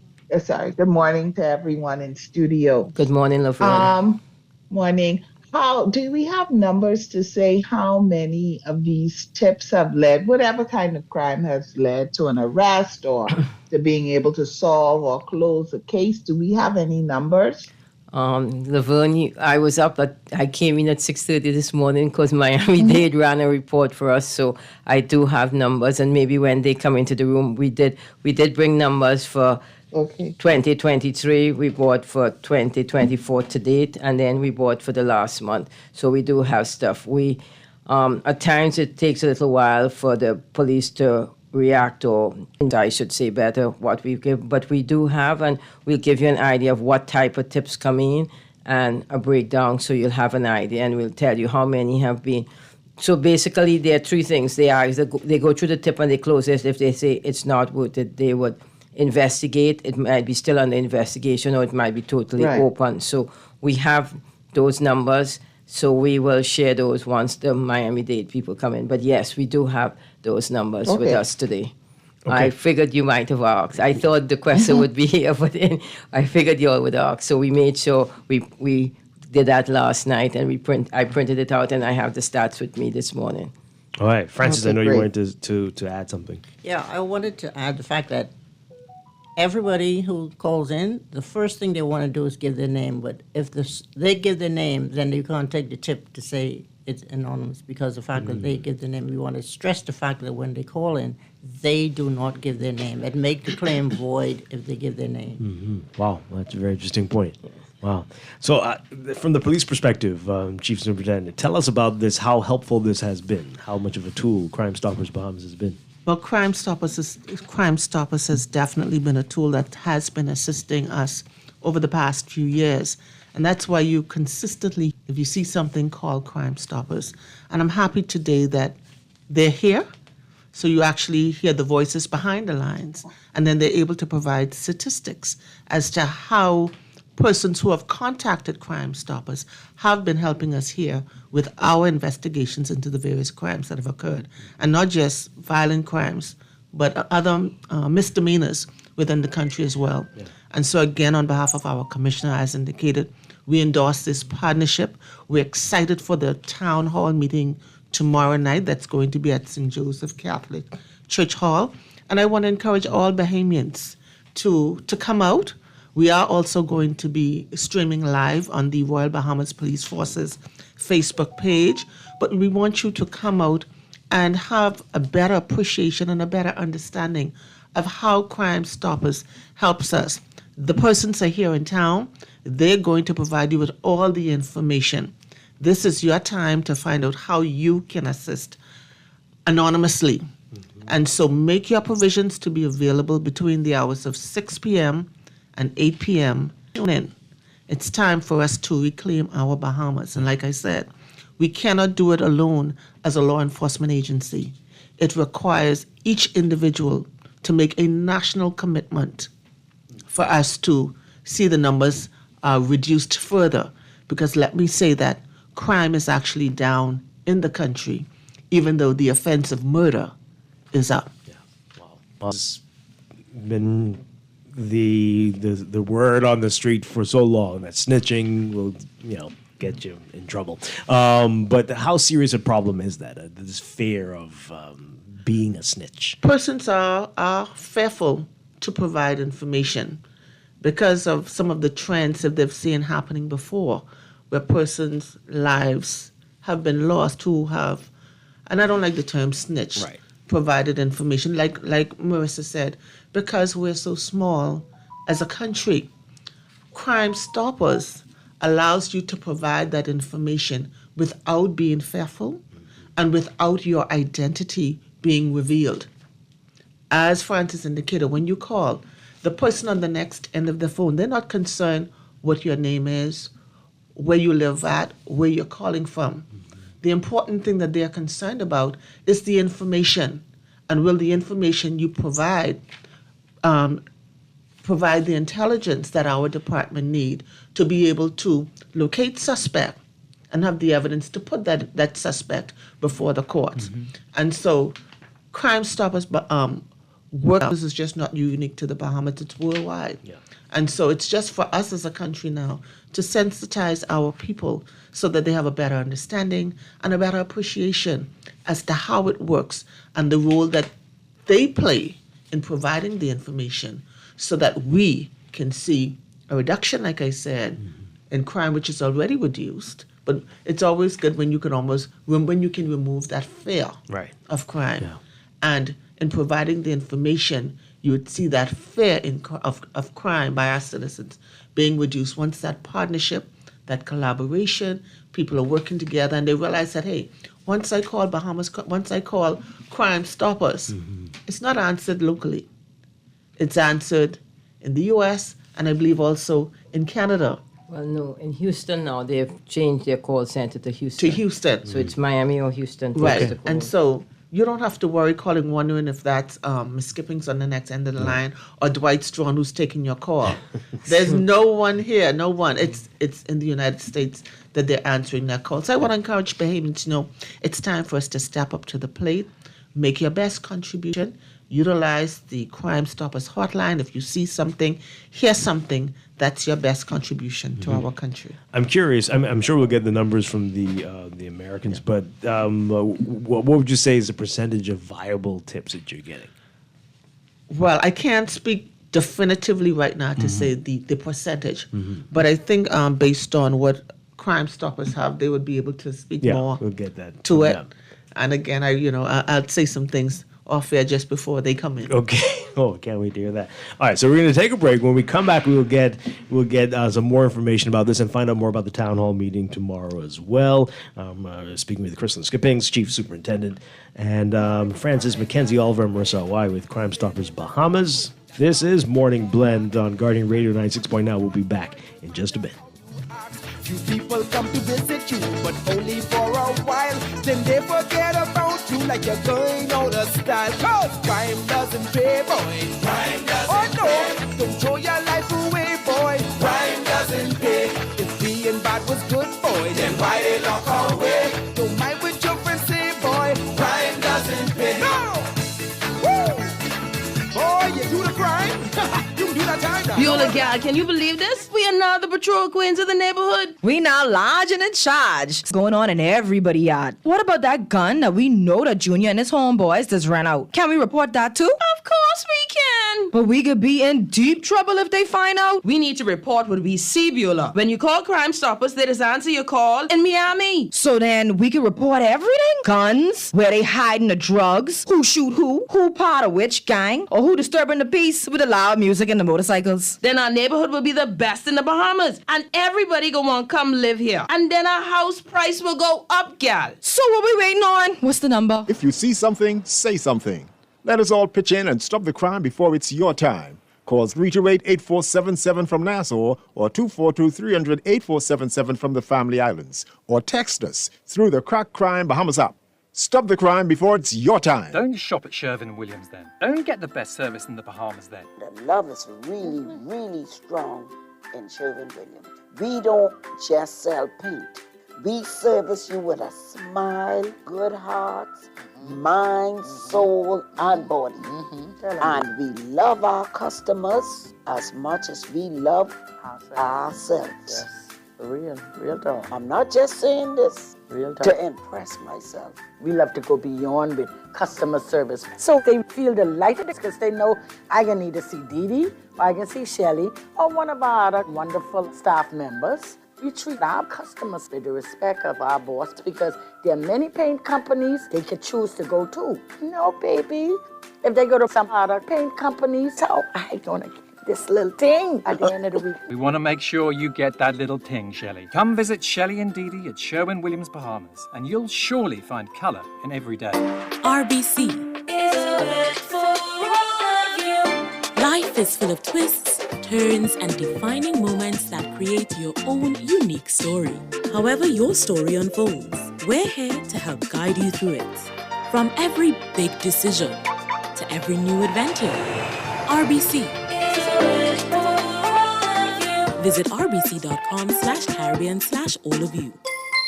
Living with a neurological condition shouldn't define you. At Cleveland Clinic in Florida, we do whatever it takes to make life better today while discovering new treatments for a brighter tomorrow. From epilepsy management to specialized spine care and brain tumor surgery, we're delivering world-class neurology care for the day-to-day, for the days you live for every care in the world. Visit clevelandclinicflorida.org/Caribbean. Happy Independence Bahamas! Let's celebrate 50 plus unique Janae's Uniform Center Independence print, dry fit polo or t-shirts, ribbons and pole bows in black, gold, and aquamarine. Janae's special family package includes buy 2 adults and 3 children Independence polos or t-shirts and get 15% off. Outfit your staff for a special Independence dress of week or day with a different design. For more than 30 pieces of Janae's Independence polos or t-shirts, get up to 25% discount. Janae's Uniform Center Chesapeake Road Independence Selections. Choose your favorite and celebrate 50 plus 1. Restrictions apply. We all know that our country's electricity infrastructure is decades old. It is breaking down, it is too expensive, and it cannot transmit clean energy. Small changes aren't enough. We are taking it all on. Upgrading and modernizing the grid, solar power, major energy reform. That's how we get to lower prices and more reliable electricity. It will not happen overnight, but it will be game-changing. Go to newenergyera.gov.bs to learn more. Oh yeah! Let's go! You do the crime, you must do the time. Give me instinct, say so. Let's go! Crime doesn't pay, boy. Crime doesn't pay. Don't throw your life away, boy. Crime doesn't pay. If being bad was good, boy, then why they lock away? Don't mind what your friends say, boy. Crime doesn't pay. Listen, prison only look good from the outside, but when you behind bars, boy, now that's a different vibe. The first thing you regret, boy, is the last thing that you do. Then you have to somebody tickling you. Come on. Crime doesn't pay, boy. Crime doesn't pay. Don't throw your life away, boy. Crime doesn't pay. If being bad was good, boy, then why they lock away? Don't mind what your friends say, boy. Crime doesn't pay. You living in a small room that's crowded to the max. You can't get what you want, boy, no matter how you ask. Few people come to visit you, but only for a while. Then they forget about you. We are back here with Morning Blend on Guardian Radio 96.9. We're going to take this into Morning Blend business as well. Dwight Strachan along with Laverne Garden talking about Crime Stoppers and their partnership with Miami-Dade, Florida Keys Crime Stoppers. And again, Marissa Owai and Francis Mackenzie Oliver with us. And we've got special guests from Miami-Dade, Florida Keys Crime Stoppers. We've got Suzette Rice, Erica Johnson, and Trinice Lusson. Everybody, welcome. Great to have you with us. Thank you for having us. Hi. So, Marissa, how long has this been in the works, having these folks come in and be a part of what you have planned for tomorrow? Well, we spoke to the minister about 2 months ago, so it's been 2 months in the making to get this going. But That's the National Security Minister? Yeah, Minister of National Security, Minister Monroe, So we again thank him because he was instrumental in agreeing that we should do the partnership. We should promote the program. I think it shows the police and his recognition that community involvement in solving crime is still an important element in their arsenal, besides all the other technologies that they have. So we've arranged this trip for them to come over. We also hope it to be, besides being a PR trip, to make the Bahamian public aware of what, Crime Stoppers is all about, how to let them see that these people are the people taking your calls and they're not the Royal Bahamas Police Force. Also to let the call center, two of the persons from the call center be able to go around the island and familiarize themselves with the island because, as you know, we give information not by a street address, but we tend to use landmarks. So when they tell them about where Morris used to be, they are clueless, of course. Right. I have so many questions about that. I'm sure. Right? Or like even they say Bamboo Shack. Now they know that Bamboo Shack is a fast food restaurant. They didn't know this before, so now they know Bamboo Shack is a fast food restaurant in the Bahamas, and they have multiple locations and so forth. So we're going to do a drive around so they get more familiar with landmarks, understanding. So when people call in, because at times they say people get frustrated with the fact that they don't understand what they're trying to say and they hang up on them. So hopefully this communication line will be improved with them being able to, because they could query the tipster now better once they have a better feel for how New Providence especially operates. Yeah. All right. So, ladies, Suzette, Erica, Trinice, tell us how long you've been doing this, how long you've been handling the Bahamian arm, the calls coming in, how that partnership has been for you all. Suzette, you want to begin for us? Sure. We've been handling the Bahama one. We have been in business as a nonprofit for 43 years. Wow. So we're pretty much experts in what we do. And we have a team of 4 people that assist us in the call center in Houston as well. Wow. And so I guess Erica and Janice, you all take the calls? Yes, we take the calls. I've been there for a total of 2 years. Talk a little closer into the mic for us. Yep. Yes, Erica Johnson. I've been there for a total of 2 years now at the call center. How's that been? It's been good. Yeah. Oh, it's a little confusing when they do call in. So now that we're here, we're able to see exactly what they're referring to, and it'll give us a better idea of the information to utilize in the system. Are accents a challenge or? Sometimes. Yeah. Sometimes you have to calm down a little bit. I can't hear. I'm in the States, so the language barrier becomes a little bit of an issue, but we get through it. Yeah. Trinice, what about you? How long have you been doing it? I've been there for 9 years. Wow. And when we answer, there is a confusion where the people in the Bahamas don't realize that we are in the United States. So a lot of times we will ask them, can you spell the street that you're talking about? Because I didn't understand what you just said. And they do become a little confused or frustrated that we didn't understand what they said. But we're information to be able to type it correctly to send it to the Royal Bahamas. Yeah. Wow. Okay. What we're going to do, we're going to break for news. When we come back, we're going to get into some of the numbers, and then we'll get details about the town hall meeting as well. This is a special Morning Blend. We're going to take this into Morning Blend business. Stay with us, folks. Oh, yeah. Do the right thing. Let's go. Check this out. Parents, please hear me.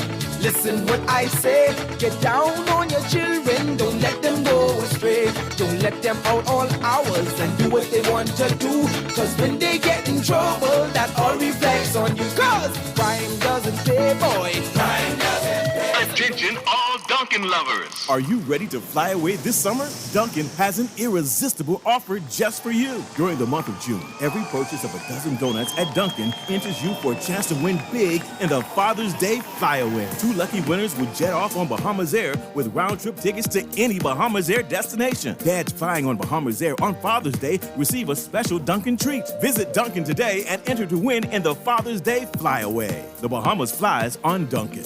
Now let me see now. 326 ETIC. Hello. This Epic Eckert battery. This Miss Beulah from round the corner. I hear you're selling tires now on Wolf Road too. Praise the Lord. It's about time. I live Fox Hill and Fire Trail. It's too far. That ain't all. They open Monday to Friday, 7 a.m. to 7 p.m. on Sunday and holiday p.m. My brother Sam, he's a hacker, and he could go right there and get fixed up. Call us at 326 EPIC. We ship also to the Family Island. This is Guardian Radio 96.9 FM, Nassau, Bahamas. The views and opinions of the host and guests are their own and do not necessarily reflect the position of the management and staff of Guardian Network. Wake up, it's a new day. Wake up, it's a new day.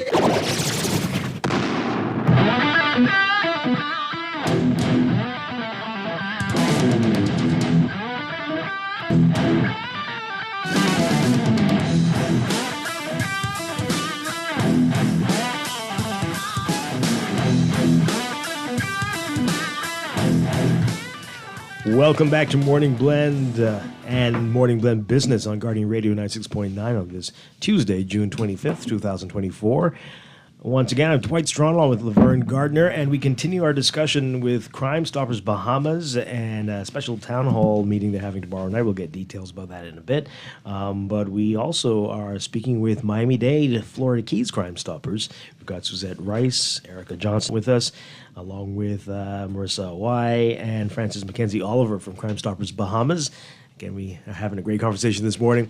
All right, so let's get into some of the numbers, the types of tips that you're getting, the numbers of tips, and a little birdie tells me that the Bahamas is doing very well when it comes to tips compared to some other jurisdictions that you all monitor as well. Tell us more about that. We accept tips for various islands and actually Belize as well. Belize. Mm-hmm. And the number of tips coming in through the Bahamas is, well, let's just put it this way. The islands can't even compare if you add them all together. Bahamas is, is the greatest. And actually, you know, with the Florida Keys or islands, right? Mm-hmm. And we only get maybe 15 tips a year from them. From the Florida Keys. Yeah, you all are beating them as well. Wow. Any idea, any theory as to why that is? And maybe Marissa, I think it's Francis. just a trust issue. Yeah. I really believe it's a trust issue with the citizens and the police department. So I believe the Bahamas people are, the Bahamas citizens are very, they're very comfortable now. Okay. So that's a good thing. Okay. I think also, Dwight, we've made a conscience actually rebrand Crime Stoppers in the last 4 to 5 years and actually push it. And we want to, at this time, publicly take a shout out to Guardian Media because, as you know, we have done ads, we have done PSAs, and you all constantly have them on the air to remind people that it's out there. And just to add, as part of this promotion or public PR exercise, we have put in billboards. We've put 11 billboards around the country saying, to help stop the violence, stop the pain. If you see something, say something. So people should start seeing the billboards around the major intersections on the island. And also we send in doing 5 of the family islands also, the main excellent. 5. Okay, so I think the PR does help and building the trust and credibility of the program, which is again why we brought the people from Miami-Dade and Florida Keys Crime Stoppers here. We think we could even do a better job in getting the public to report, because I think the public, Bahamian public, are interested in seeing reduction in crime and continuing to see the reduction in crime. So I think building the partnership, showing the people how it works, and showing them live and in technical, as I would say, that these are the people who are taking your calls. We can even do a better job for the rest of the year and in years to come. Wow. Okay. So you've got numbers. You've got numbers for this year so far. Let's talk about some. What are we looking at here in terms of the tips? What types of tips you're getting, and what can you tell us for this year? For this year. So we're going to start with this year. Mm-hmm. Well, this year we have had tips on 4 homicides, 15 narcotics tips, firearms, shootings, thefts, prostitutions, armed robberies, and a missing person.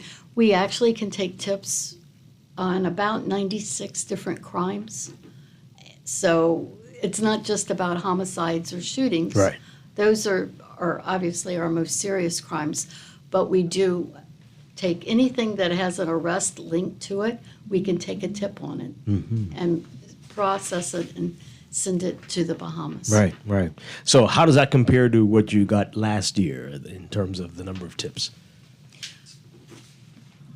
The community got more involved because the numbers increased from what we had last year till this year.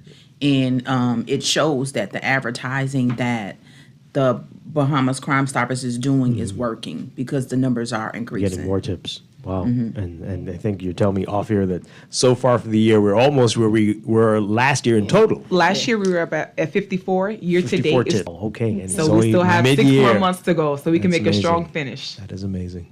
That's great stuff. That's great stuff going So on there. good morning Laverne? to all of you. How does the process work? When someone calls in, they give a tip, you determine based on whatever algorithm or rubrics that you have, this is a valuable tip. Do you then immediately send it to the police, or does it go through then Bahamas Crime Stoppers and then to the police? How does it work? No, Laverne. It goes once they receive a tip and recognize. They also use Houston when they are closed in the evening. Once the tip is there, basically what the person taking the tip, they do what is called, they scrub the tip. They just make sure there's nothing in the tip that can identify who the person. Right? And then it goes directly back to a liaison officer. We have somebody from the Royal Bahamas Police Force that the Commission has assigned as our liaison officer, so it goes directly back to him. And then based on the nature of the crime, he will disseminate it to whichever law enforcement agency that is responsible for addressing that particular tip. Okay. All right. Yeah, so I want to. Crime Stoppers do not get the tip. We are not involved when it comes to Crime Stoppers in us, so we don't know anything about the tip. We don't know who the person is. We don't know what number they're given. Right. We are just there to send the reward when it's time to pay it out. Right, and I just wanted to. I assumed that was how it would work, but sometimes people still think maybe somehow you're involved and it goes back to anonymity. But it just goes to, reiterate the fact that you can make that call and absolutely positively remain anonymous. How much do you think the reward influences people calling? Does that make a difference at all, or do you think people are really just community-minded and want to get this information out? With our program in Miami, we have about 50% of the tips picked up. Here in the Bahamas, it's about 10%. There seems to be a difference, but I think it goes up and down, maybe with need. Yeah, wow. But most of the time, always will say they're not interested in the reward. They just want to give the information. Wow. Okay. That's so that shows encouraging. Very encouraging about. Yeah. persons, yes. Wow. That after the morning we've had with some of the topics we've had, that's very good to hear that our Bahamian people are like that. Wow. What advice would you give to people out there who just moving about the country, potentially seeing crimes, potentially being victims of crimes? What do you think people need to keep in mind? When you call Crime Stoppers, it is 100% anonymous. We do not have caller ID. We don't know who is calling because we aren't from here. So just know that when you call us, it is 100% anonymity. We do not, when we type the tip, we do not put that we are speaking to a male or a female. Everything is worded, the tipster said, and that's to keep everything anonymous. Mm-hmm. Yeah. And just to add, so when you call the numbers, because you call local numbers here, or you call a 300 number if you call in from the Family Island, that number is patched directly at the BTC switch to go directly into Miami-Dade through the Royal Bahamas Police Force and then going on to Miami-Dade. No, it's not. It's patched to the switch. And I guess if people challenge it, they could ask BTC to go and check their switch. So even BTC is not aware. They just offer it. And again, I want to say thanks to BTC because they have provided the service all the time to patch in from their switch directly into the Miami-Dade call center. So therefore, there's nothing to be traced, no call IDs, as Trini said, that can be found to trace where the tip came from. Mm-hmm. Wow. Well, so let's talk about tomorrow. What people can expect, what's going to be happening tomorrow night. Oh, no, me again. Well, there's a town meeting held. I mean, like we said, we thank the Ministry of National Security, Minister Monroe directly, and the Commissioner of Police because they recognize the need for still having the community. They recognize the community is an important element in helping them solve crimes. You know, they can use technology, but they cannot get rid of the human element. So that's why they have partnered with us to push this program. So we're having a town hall meeting together. It's called the community's role in curbing crime. So we hope that it's a town hall meeting at St. Joseph Catholic Church Hall, which is on Boyd Road and Nassau Street in Chippenham. It's at 6 p.m. We will have some light refreshments. It's going to be basically a panelist type discussion, open discussion for the community to be able to ask questions, question us on Crime Stoppers, maybe take some tips from them on how we can tweak the program to make it better, and see what we can do to raise awareness also of the program to able to provide more tips and hopefully help to continue to reduce crime in the Bahamas. Yeah. Well, okay.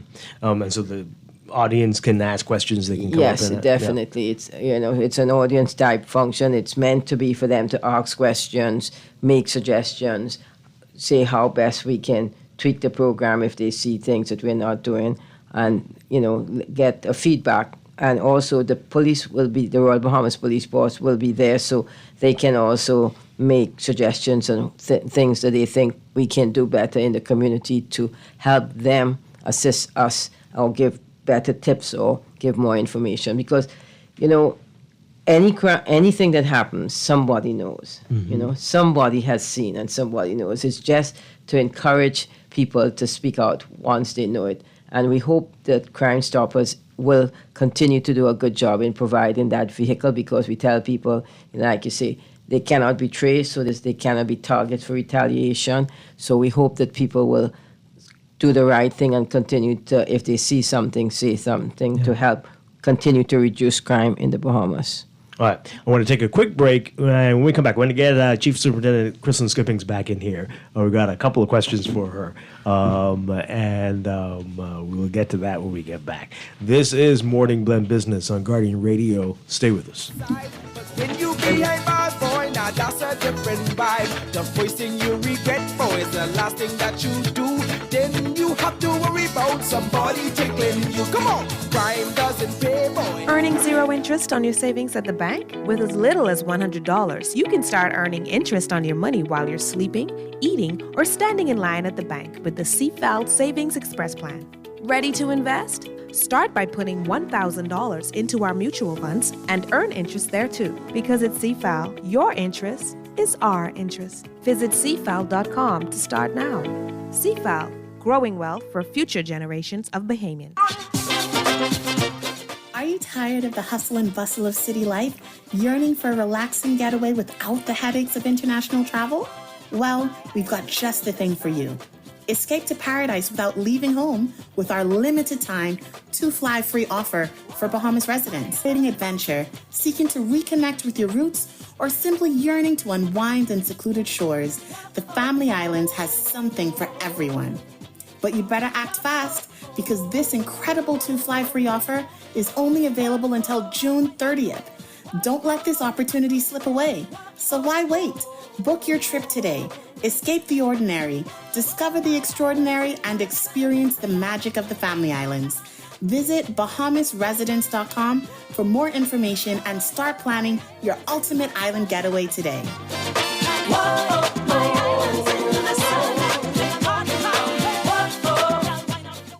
The best athletes in the Bahamas will be on display at the B3A's Kids Athletics Invitational Junior and Senior National Championships, June 26 to 28 at the original Thomas A. Robinson Track and Field Stadium. Stephen Gardner, Devin Charlton, Shawnee Miller-Wevo, and so many more. The juniors are vying for the opportunity to represent the Bahamas at the World Under-20 Championships, and the seniors are gunning to qualify for the Paris Olympic Games, which are fast approaching, and our athletes are looking to get on the road to Paris. The meet gets underway at 4 p.m. on Wednesday, June 26th, and Thursday, June 27th, and at 5 p.m. on Friday, June 28th. Gates open at 3 p.m. daily, and tickets can be purchased for as low as $20 at Robinson Track and Field Stadium. The B3A's Kids Athletics Invitational Junior and Senior National Championships, June 26 to 28 at the original Thomas A. Robinson Stadium. You don't want to miss this one. This is Guardian Radio, your station for up-to-the-minute news, intelligent, interactive, and engaging conversation. 96.9 FM. Stay. Oh, yeah. Stay. Stay. Let's go. Stay. Do the crime. All right, we're back here with Morning Blend Business on Guardian Radio. Dwight Strachan with Laverne Gardner. All right, so our guests have to make an appointment, so we only have them for a few more minutes. But Chief Superintendent Kristen Skippings is back in with us. And okay, so what can we expect from the police force tomorrow night? Who's going to be? Is it going to be? Are you going to be part of the panel? What can we expect from you all? Well, we do have officers, assistant commissioners are actually going to be a part of the panel tomorrow evening. We have Assistant Commissioner Anthony Rule, who heads the Urban Renewal section. He's going to be one of the ACP Shivago Deems, who has responsibility for technology. Okay. You know, we are a technology-driven organization now.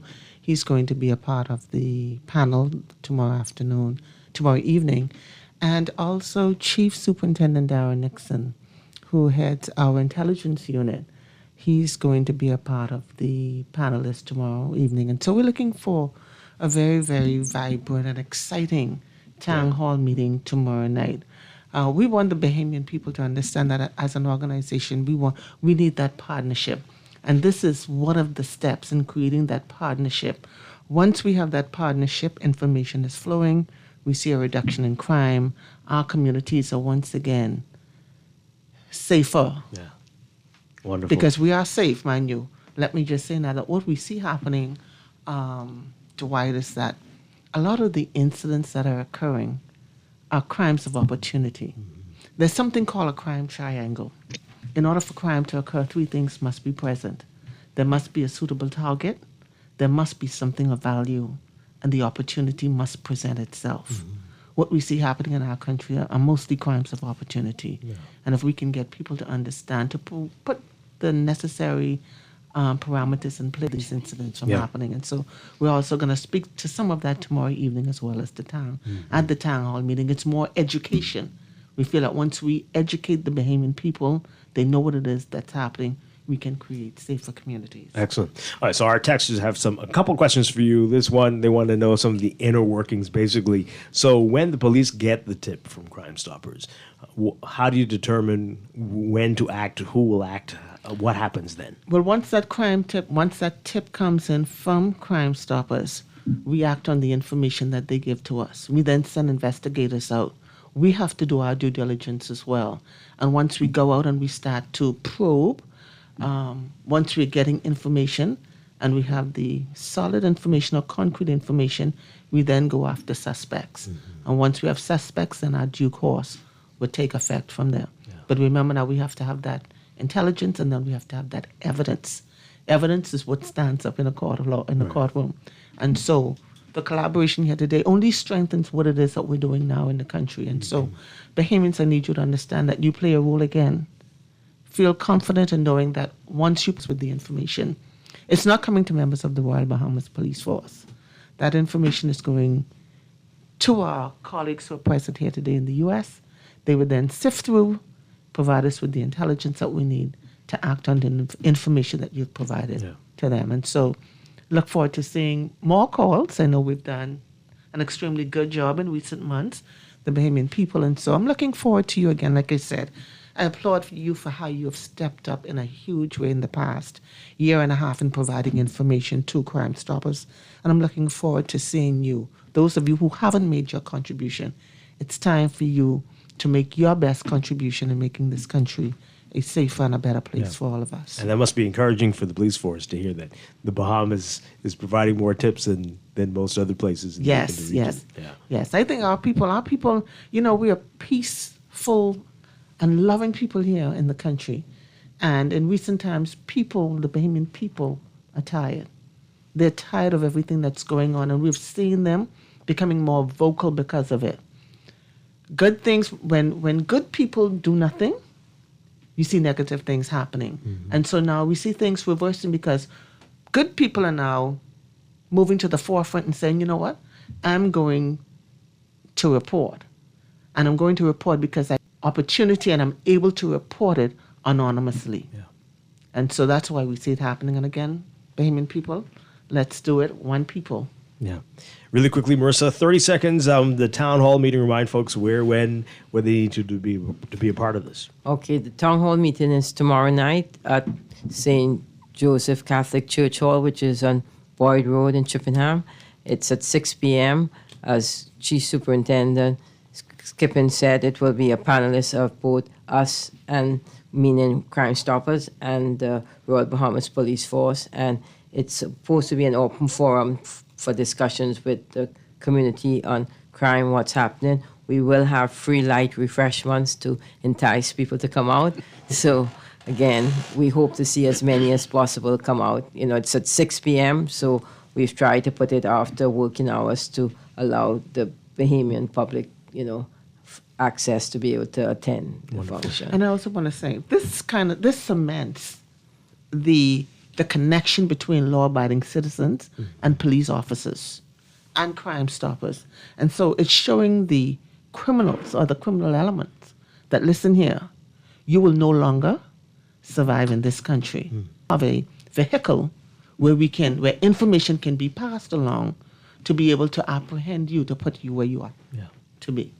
Wonderful stuff. Thank you so much, Chief Superintendent Kristen Skippings, and Marissa O.Y., Francis Mackenzie Oliver, and our guests from Miami-Dade, Florida Keys, Crime Stoppers, Suzette Rice, Erica Johnson, and Trinice Lusan. Thank you all. Thank you for the great work that you all do, and keep it up. And thank you, Dwight, and thank you to Guardian Media for all the support you have provided for us and the vehicle you also provide for all the PSAs you do for us. So we again thank you. And publicly, we want to let the Bahamian public know we want to thank Miami-Dade and the Florida Keys Crime Stoppers. As you said, they've been taking our calls since 2001, free of charge. We hope it will continue into the future. I know things are tightening on their budgets, but again, publicly, we thank them for all they've done for us over the years. Amazing stuff. Thank you again. Appreciate it. All right. We're going to take a break and be back with a whole lot more after this here on Guardian Radio 96.9. Check this.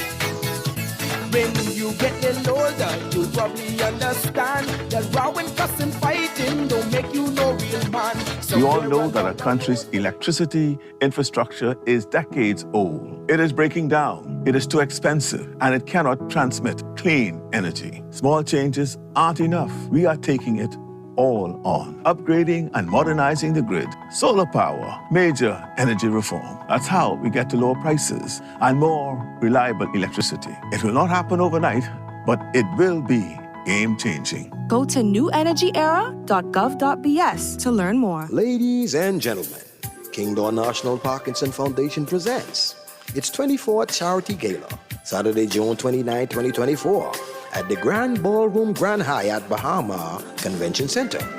And here to set the mood right and the night tight is none other than international artist Johnny Gill. You got me singing, my. You sure look good tonight. Also the Defense Force Band and the Rhythm Band.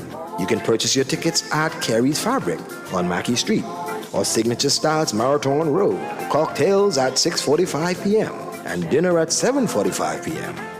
And then you can have your fill of Johnny Gill. Is true. God has blessed me. Let's get the mood right. Turn on your Ready to save? You can put $100 into the CFAL Savings Express Plan and make sure your money keeps growing while you're sleeping, eating, or standing in line at the bank. Ready to invest? Start by putting $1,000 into our mutual funds and earn interest there too. Because at CFAL, your interest is our interest. Visit cfal.com to start now. CFAL, growing wealth for future generations of Bahamians. Oh yeah! Let's go! You do the crime, you must do the time. Kimmy and Sting say so. Oh yeah! Let's go! Crime doesn't pay, boy. Crime doesn't pay. Don't throw your life away, boy. Crime doesn't pay. If being bad was good, boy, then why they lock away? Don't mind what your friends say, boy. Crime doesn't pay. Listen, prison only look good from the outside, but when you behind bars, boy, now that's a different vibe. The first thing you regret, boy, is the last thing that you do. Then you have to worry about somebody tickling you. Come on, crime doesn't pay, boy. Crime doesn't pay. Don't throw your life away, boy. Crime doesn't pay. If being bad was good, boy, then why they lock away? Don't mind what your friends say, boy. Crime doesn't pay. You living in a small room that's crowded to the max. You can't get what you want, boy, no matter how you ask. Few people come to visit you, but only for a while. Then they forget about you like you're going out of style. Cause crime doesn't pay, boy. Crime doesn't pay. Don't throw your life away, boy. Crime doesn't pay. If being bad was good, boy, then why they lock away? Don't mind what your friends say, boy. Doesn't pay. No! Woo! Boy, you do the crime. You can do that time now. Don't worry about that. You can't be doing wrong, man. Do right. Ain't nothing wrong with that, you know. Woo! Check this. When you get a little older, you'll probably understand that row and cuss and fighting don't make you no real man. Somewhere along the road, boy, you'll have to grow up fast. This life of crime and violence is never gonna last. Cause crime doesn't pay, boy. Crime doesn't pay. Don't throw your life away, boy. Crime doesn't pay. If being bad was good, boy, then why they lock away? Don't mind what your friends say, boy. Crime doesn't Listen pay. Here, now all you kids in school, this song should speak to you. Remember, prison ain't no fun, and that's the gospel truth. There are many things in school now to help you keep in line, like music, sports, and service to take up your idle time. Cause crime doesn't pay, boy. Crime doesn't pay. Don't throw your life away, boy. Crime doesn't pay. If being bad was good, boy, then why they lock away? Don't mind what your friends say, boy. Crime doesn't pay. Do it! This is Guardian Radio, 96.9 Soul Bahamas.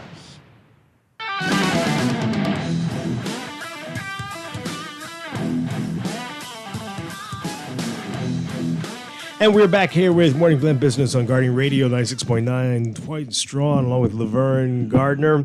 And hey, sports, that's big business too. And there's a lot going on. You're seeing everybody's got their trials going on, their Olympic trials going on, the U.S. and I think Jamaica as well. And the Bahamas is no different, just wrapping up the swim Nationals last weekend and track and field championships and nationals are coming up. Here to tell us all about this, we welcome our sports editor, but also the PR man with the B3As. We've got Sheldon Longley in studio with us. Sir, always a pleasure. Great to have you with us. Thanks so much, Dwight. Good morning, Dwight. Good morning, Laverne. Good morning, Bahamas. It's a pleasure to be here. Good morning. Good morning. How you doing? We are I'm very excited. Yeah, What can we look exactly. forward to? Awesome. All excited. We've been watching the U.S. Olympic trials. They are intense. They are intense. And some big names aren't making it.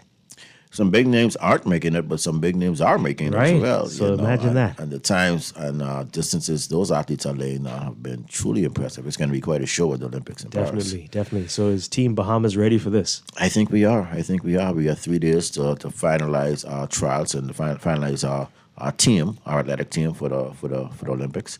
So far, we have about 6 qualifiers so far, 6 or 7 qualifiers, but we expect the number to go to about 15 to 20 this weekend. A lot of athletes are very, very close to the standards.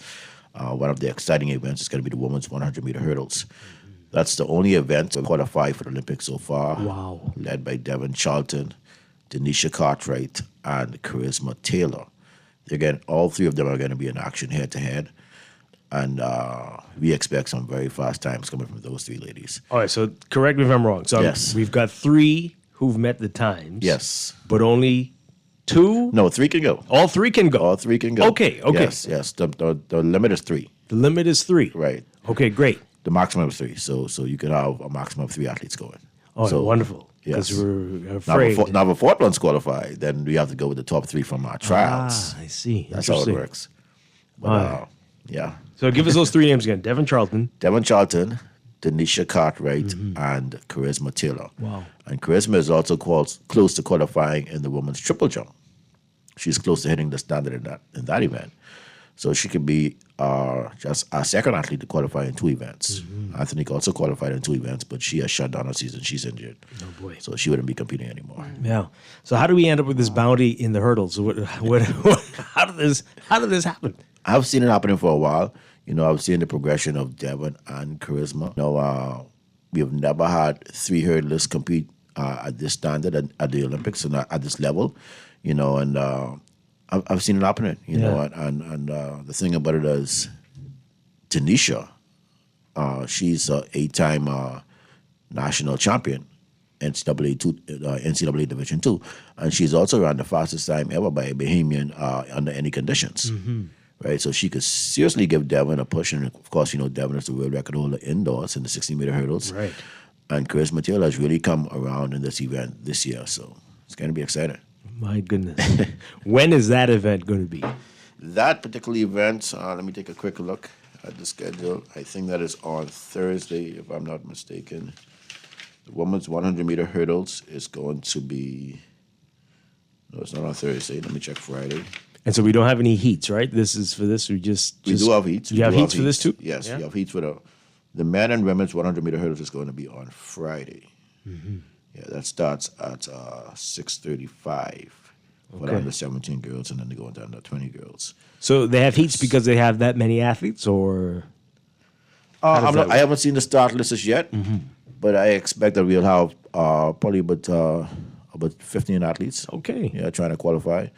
So anytime you have more than 8, we only have 8 lanes on the track. Right. So you got to have at least 2 heats. All right. So this is an open nationals, or is it? It is Kids Athletics Invitational. We have it's events from invitational as young as under 7, and the junior and senior national championships, which will be intensified on Thursday and Friday. Okay.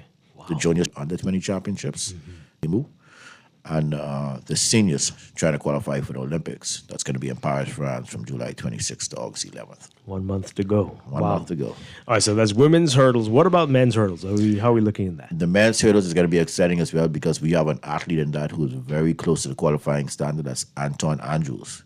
He actually tied the national record last week. He ran 13.35 seconds. That tied the national record last week. The qualifying standard for the Olympics is 13.27 seconds. Wow. So he's less than 1/10 of a second off that. I expect him to qualify this week. He's been running very, very well. He's our best hurdler out there right now. He's going to probably get some competition from the likes of Otto Lang. I think Jamal Wilson is making a comeback as well. We have some athletes who are I think Xavier Coakley is running as well. We have some athletes close to running 14 seconds, so they could give him a push. But Anton Andrews has been on this game, so I expect him to really lay down a fast time this week, and he could possibly qualify for the Olympics. Yeah, that's pretty impressive. All right, so we'll come back to track in a bit. Yes. Let's talk about field events. The field event has been outstanding. You know, Rima Otobor, two-time NCAA champion, broke Laverne's Eve 26-year-old national record at the NCAAs. Wow. She is 15 years old. That's amazing, She is right? 21 years old. She's got many years ahead of her. Many years ahead of her. Wow. You know, so she qualified for the Olympics. I spoke to her coach, Corrington Maycock, last week, and he expects Rima to throw close to 67 meters by the time the Olympics roll around. And if she does that, she's going to be in line for a medal. You know, so some big things happening in the throws. On the men's side, we have Keyshawn Strawn. You know, he's close to qualifying for the Olympics as well. He's coming off an elbow injury. You know, so he hasn't particularly been at his best this season. You know, but he's still around high 76 meters, close to 80 meters this season. So he could possibly hit that standard as well. We have some jumpers who are close to qualifying. Laquan Nan in the men's long jump. Charisma Taylor again. She competes in the women's triple jump. She's close to the standard in that event. Anthea Charlton, women's long jump. She's close to the standard as well.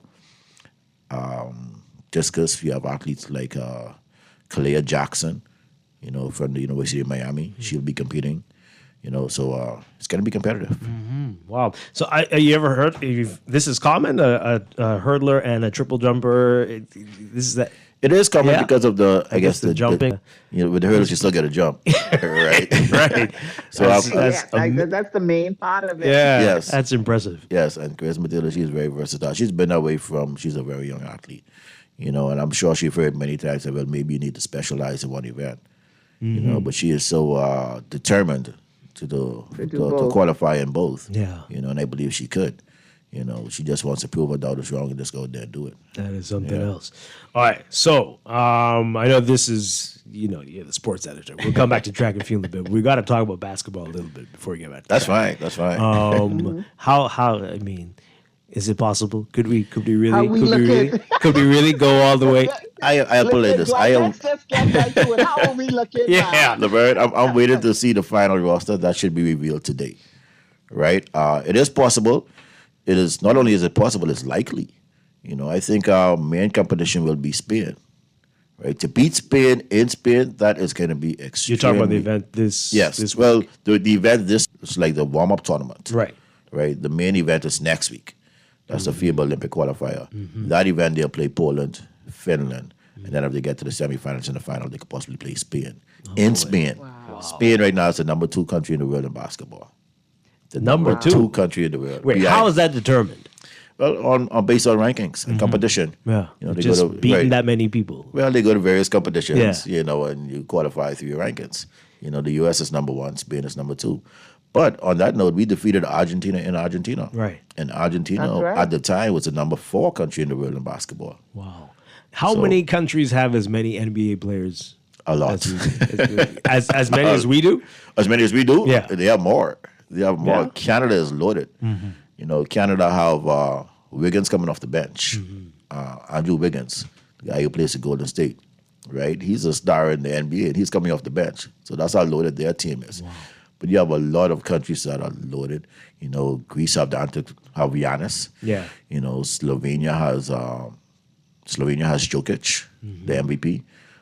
Serbia, Luka Doncic. So But do they have 3 and 4? Some NBA of them players? do. Yeah. Some of them do. You know, they might not be the high name stars, but a lot of these stars are playing for different countries. Okay. The NBA is global. Yeah. You know, you have probably over 30 countries represented in the NBA alone. You know? Okay, so in your article, is your article today, Yes. where you mentioned that we're not sure about whether Kai will be allowed to play, Kai Jones? So So he'll be allowed to play. I understand that Kai has a hamstring injury. Oh boy. Right? So that has been the main setback for him. That's the reason why he wasn't in training camp. You know, but there's still a window for him to get to Spain and play for Team Bahamas. I think the deadline for naming its roster is today. So I'm waiting eagerly to see what the final 12, the final 15 will be. You know, but Clay won't be on it. Is that right, Clay Thompson? it's likely not that he won't be on it because we only can have one naturalized citizen competing at a time. Well, who made these rules? Not only that, he has to be released by USA Basketball. And the naturalized is EJ. Yes. Eric. Is Eric Gordon. Right. You know, the USA Basketball probably will not release Klay Thompson to play for us.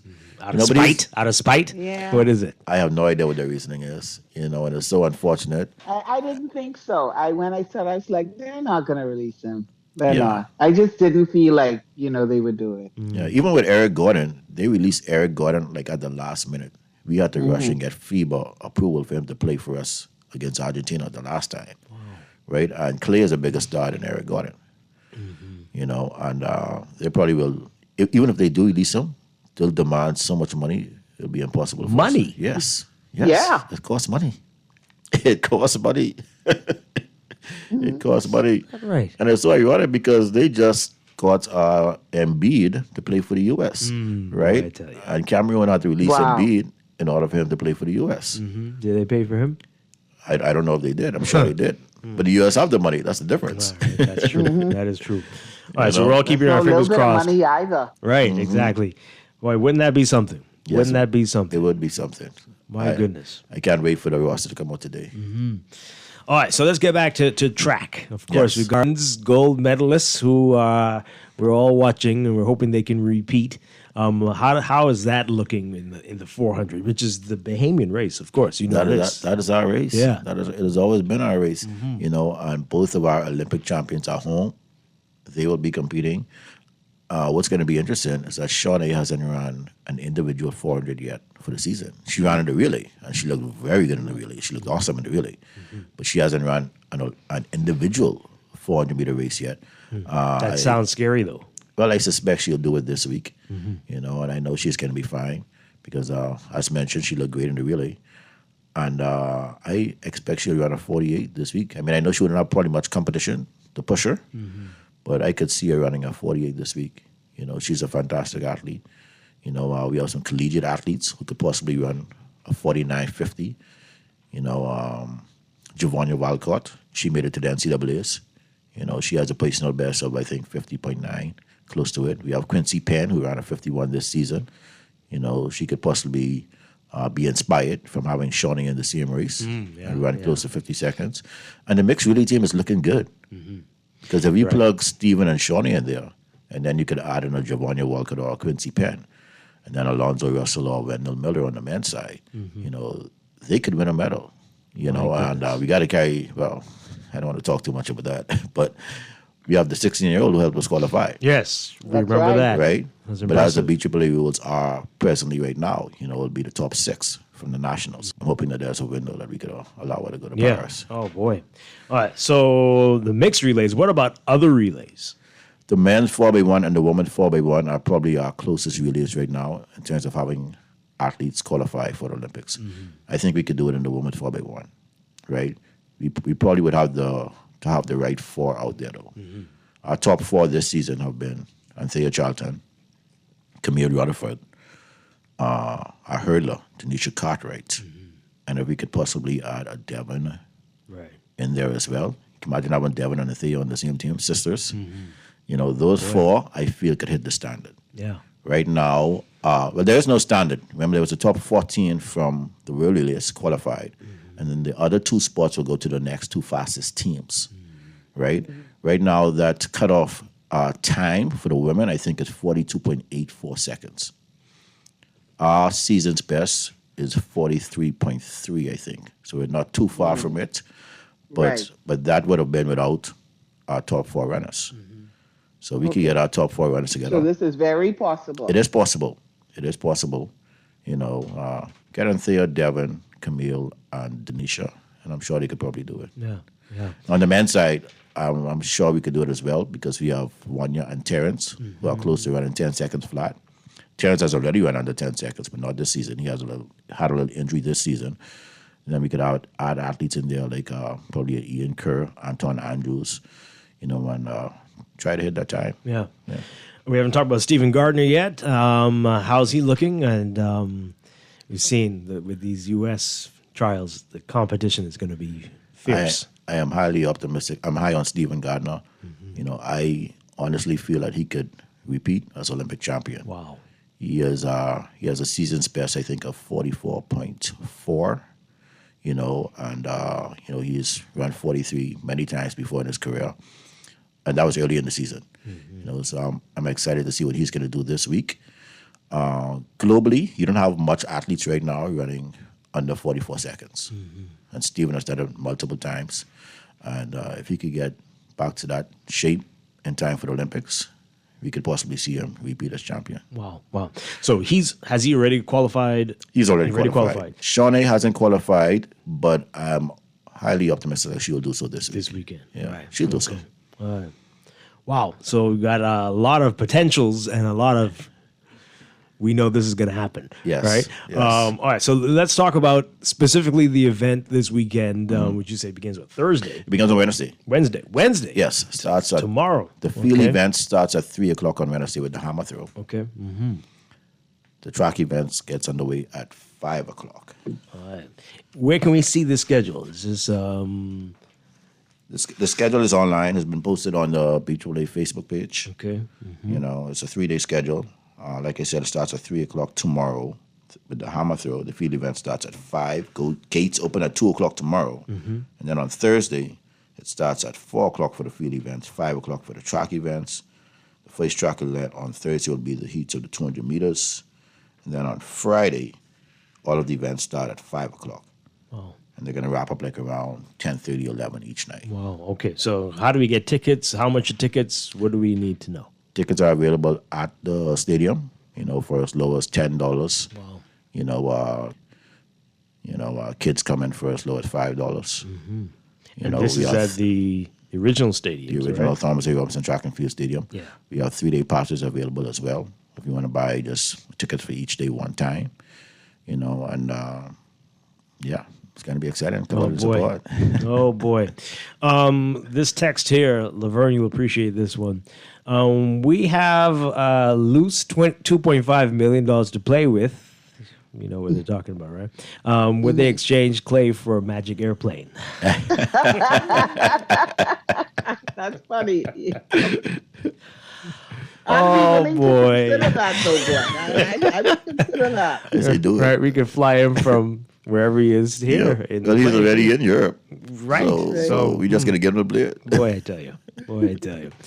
Oh, wow. Yeah. So, since we have you here, we've been talking about this for at least 10 years, about diversifying the sports that we're in. At one point we were saying, why don't we do rowing? And there's so many sports are making it to the Olympics now. You're wondering, why aren't we in this? Well, we're doing it. 2016, we had a rower compete in the Olympics. I'm trying to remember her name. Emily Morley, I think it was. That sounds familiar. We didn't have one at the last one in 2020, but we're diverse. We're spreading our wings. I think a wrestler is going to the Olympics for the Bahamas. Oh, yeah? Oh, right? wow. Yeah, I can't remember his name right now. I think it might be Rajdi Maki. Yeah, but I think he has qualified. If he hasn't qualified, then he makes it as a part of the universality rule. What about martial arts? We got a lot of people doing that. We have anybody qualified yet? Nobody qualified in martial arts. Nobody qualified in swimming, which was a surprise. But we do have two swimmers going to the Olympics. So what does that mean? I saw that article yesterday. Yes. What does that mean? They're going, but they haven't qualified. Right. You can either go as a qualifier, as an automatic qualifier, or in a case where you don't have any qualifiers, the local federation has the option of naming 2 athletes via the universality rule, a male and a female, who are close in qualifying, close in that, and who also have accumulated enough points to qualify. Okay. So those 2 athletes will be Lamar Taylor and Renishka Gibbs. Okay. Yeah, so they'll be going to the Olympics for the Bahamas. So 2 swimmers, 1 wrestler, as far as I know. We're hoping the track team gets up to about 15 to 20, right? The relay team, the mixed relay team, and the basketball team. Can't forget about those guys. That will be historic. Yeah. Unbelievable. Got to beat Spain in Spain, but I feel like they could do it. Okay. Wow, the pressure is on. A month to go. It's very exciting. You going to Paris? That's the plan. You the plan. You could take the morning blend team with you. Let's go. That's right. Let's go. Tell them you need a plus too. Yeah. I could use a photographer. Laverne, you feeling? Anyway, we'll talk. Listen, all I day. could be your photographer, but I don't know if you'd appreciate those pictures. Man, look, we could work with you. Right. Like I say, one thing, the prices in Paris are very steep. Yeah. In terms of We'll have to accommodations. stay a few miles away. Man, that may not be Maybe. the only option. Right. But hey, very exciting time, and I'm sure we're going to be talking to you a lot more leading up to the Olympics, and definitely while you're in Paris, I'm sure you'll be giving us updates.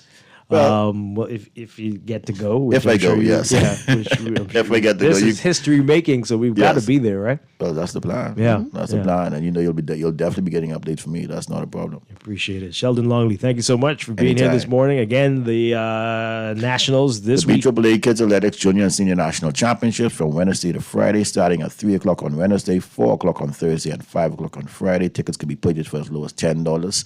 Come out and support these athletes. Wonderful athletes. We're looking to have a huge team going to Paris. Excellent. Yeah. We're going to take a break and be back to wrap things up. This is Morning Blend Business on Guardian Radio 96.9. Thanks a lot. Thank you.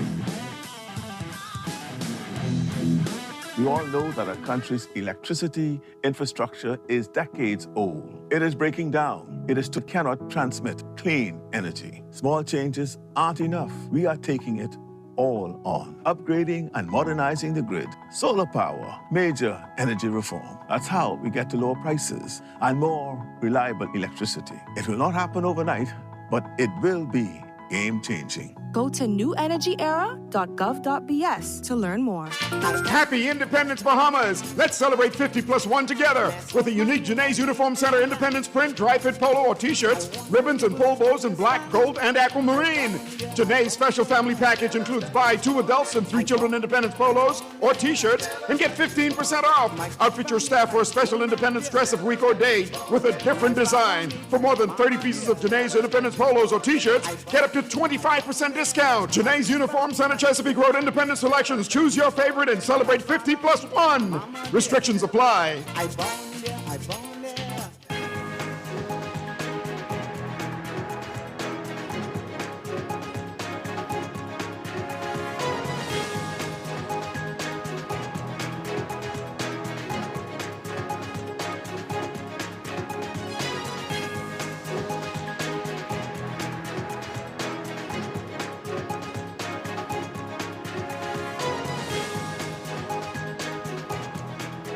It's time for your morning business report brought to you by CFAL, the Department of Inland round of property auctions through the power of sale revenue enforcement mechanism.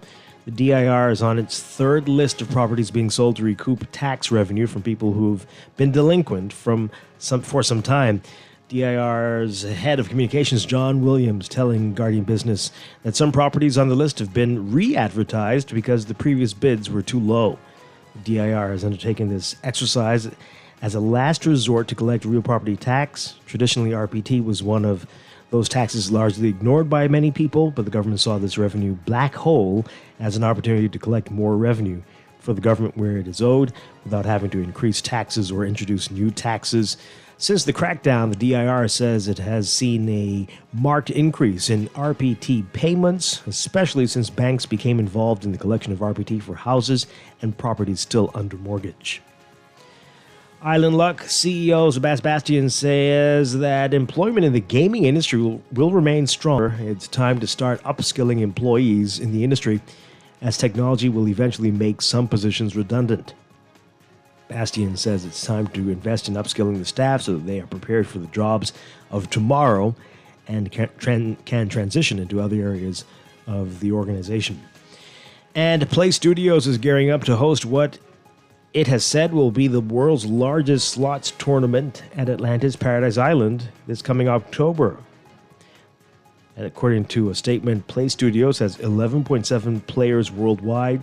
Chief Gaming and Customer Development Officer at Atlantis Paradise Island, Joe Brunini, says that players who come to the tournament will get to experience the millions in renovations the resort has recently put into its infrastructure. Tournament goers will experience Atlantis' $80 million renovation, including the opulent Atlantis Casino.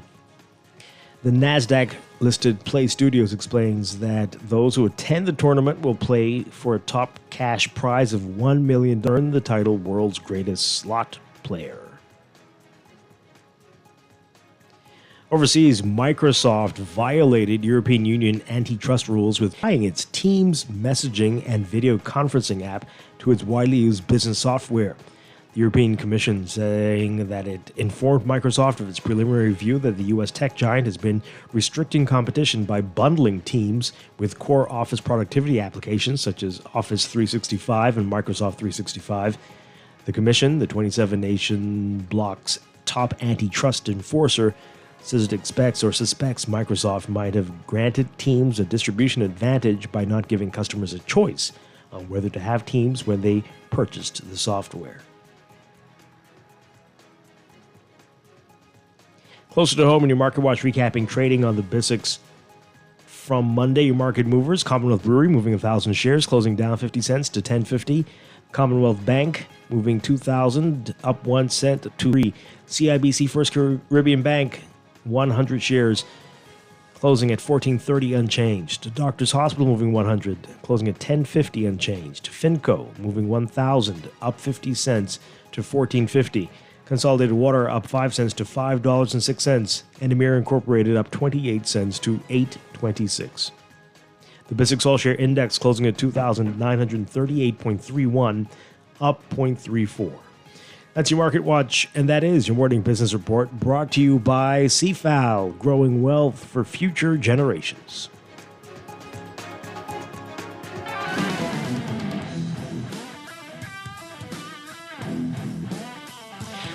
Laverne Gardner, thank you Dwight so Strachan, much always a pleasure. for being here on a Tuesday. I really appreciate it.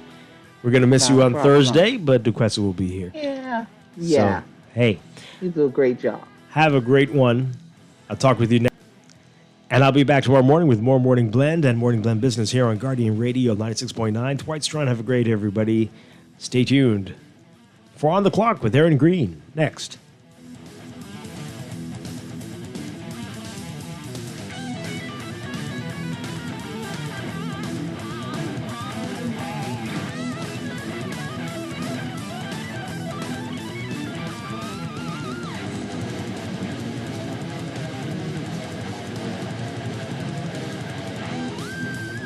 This is Guardian Radio 96.9 FM, Nassau, Bahamas.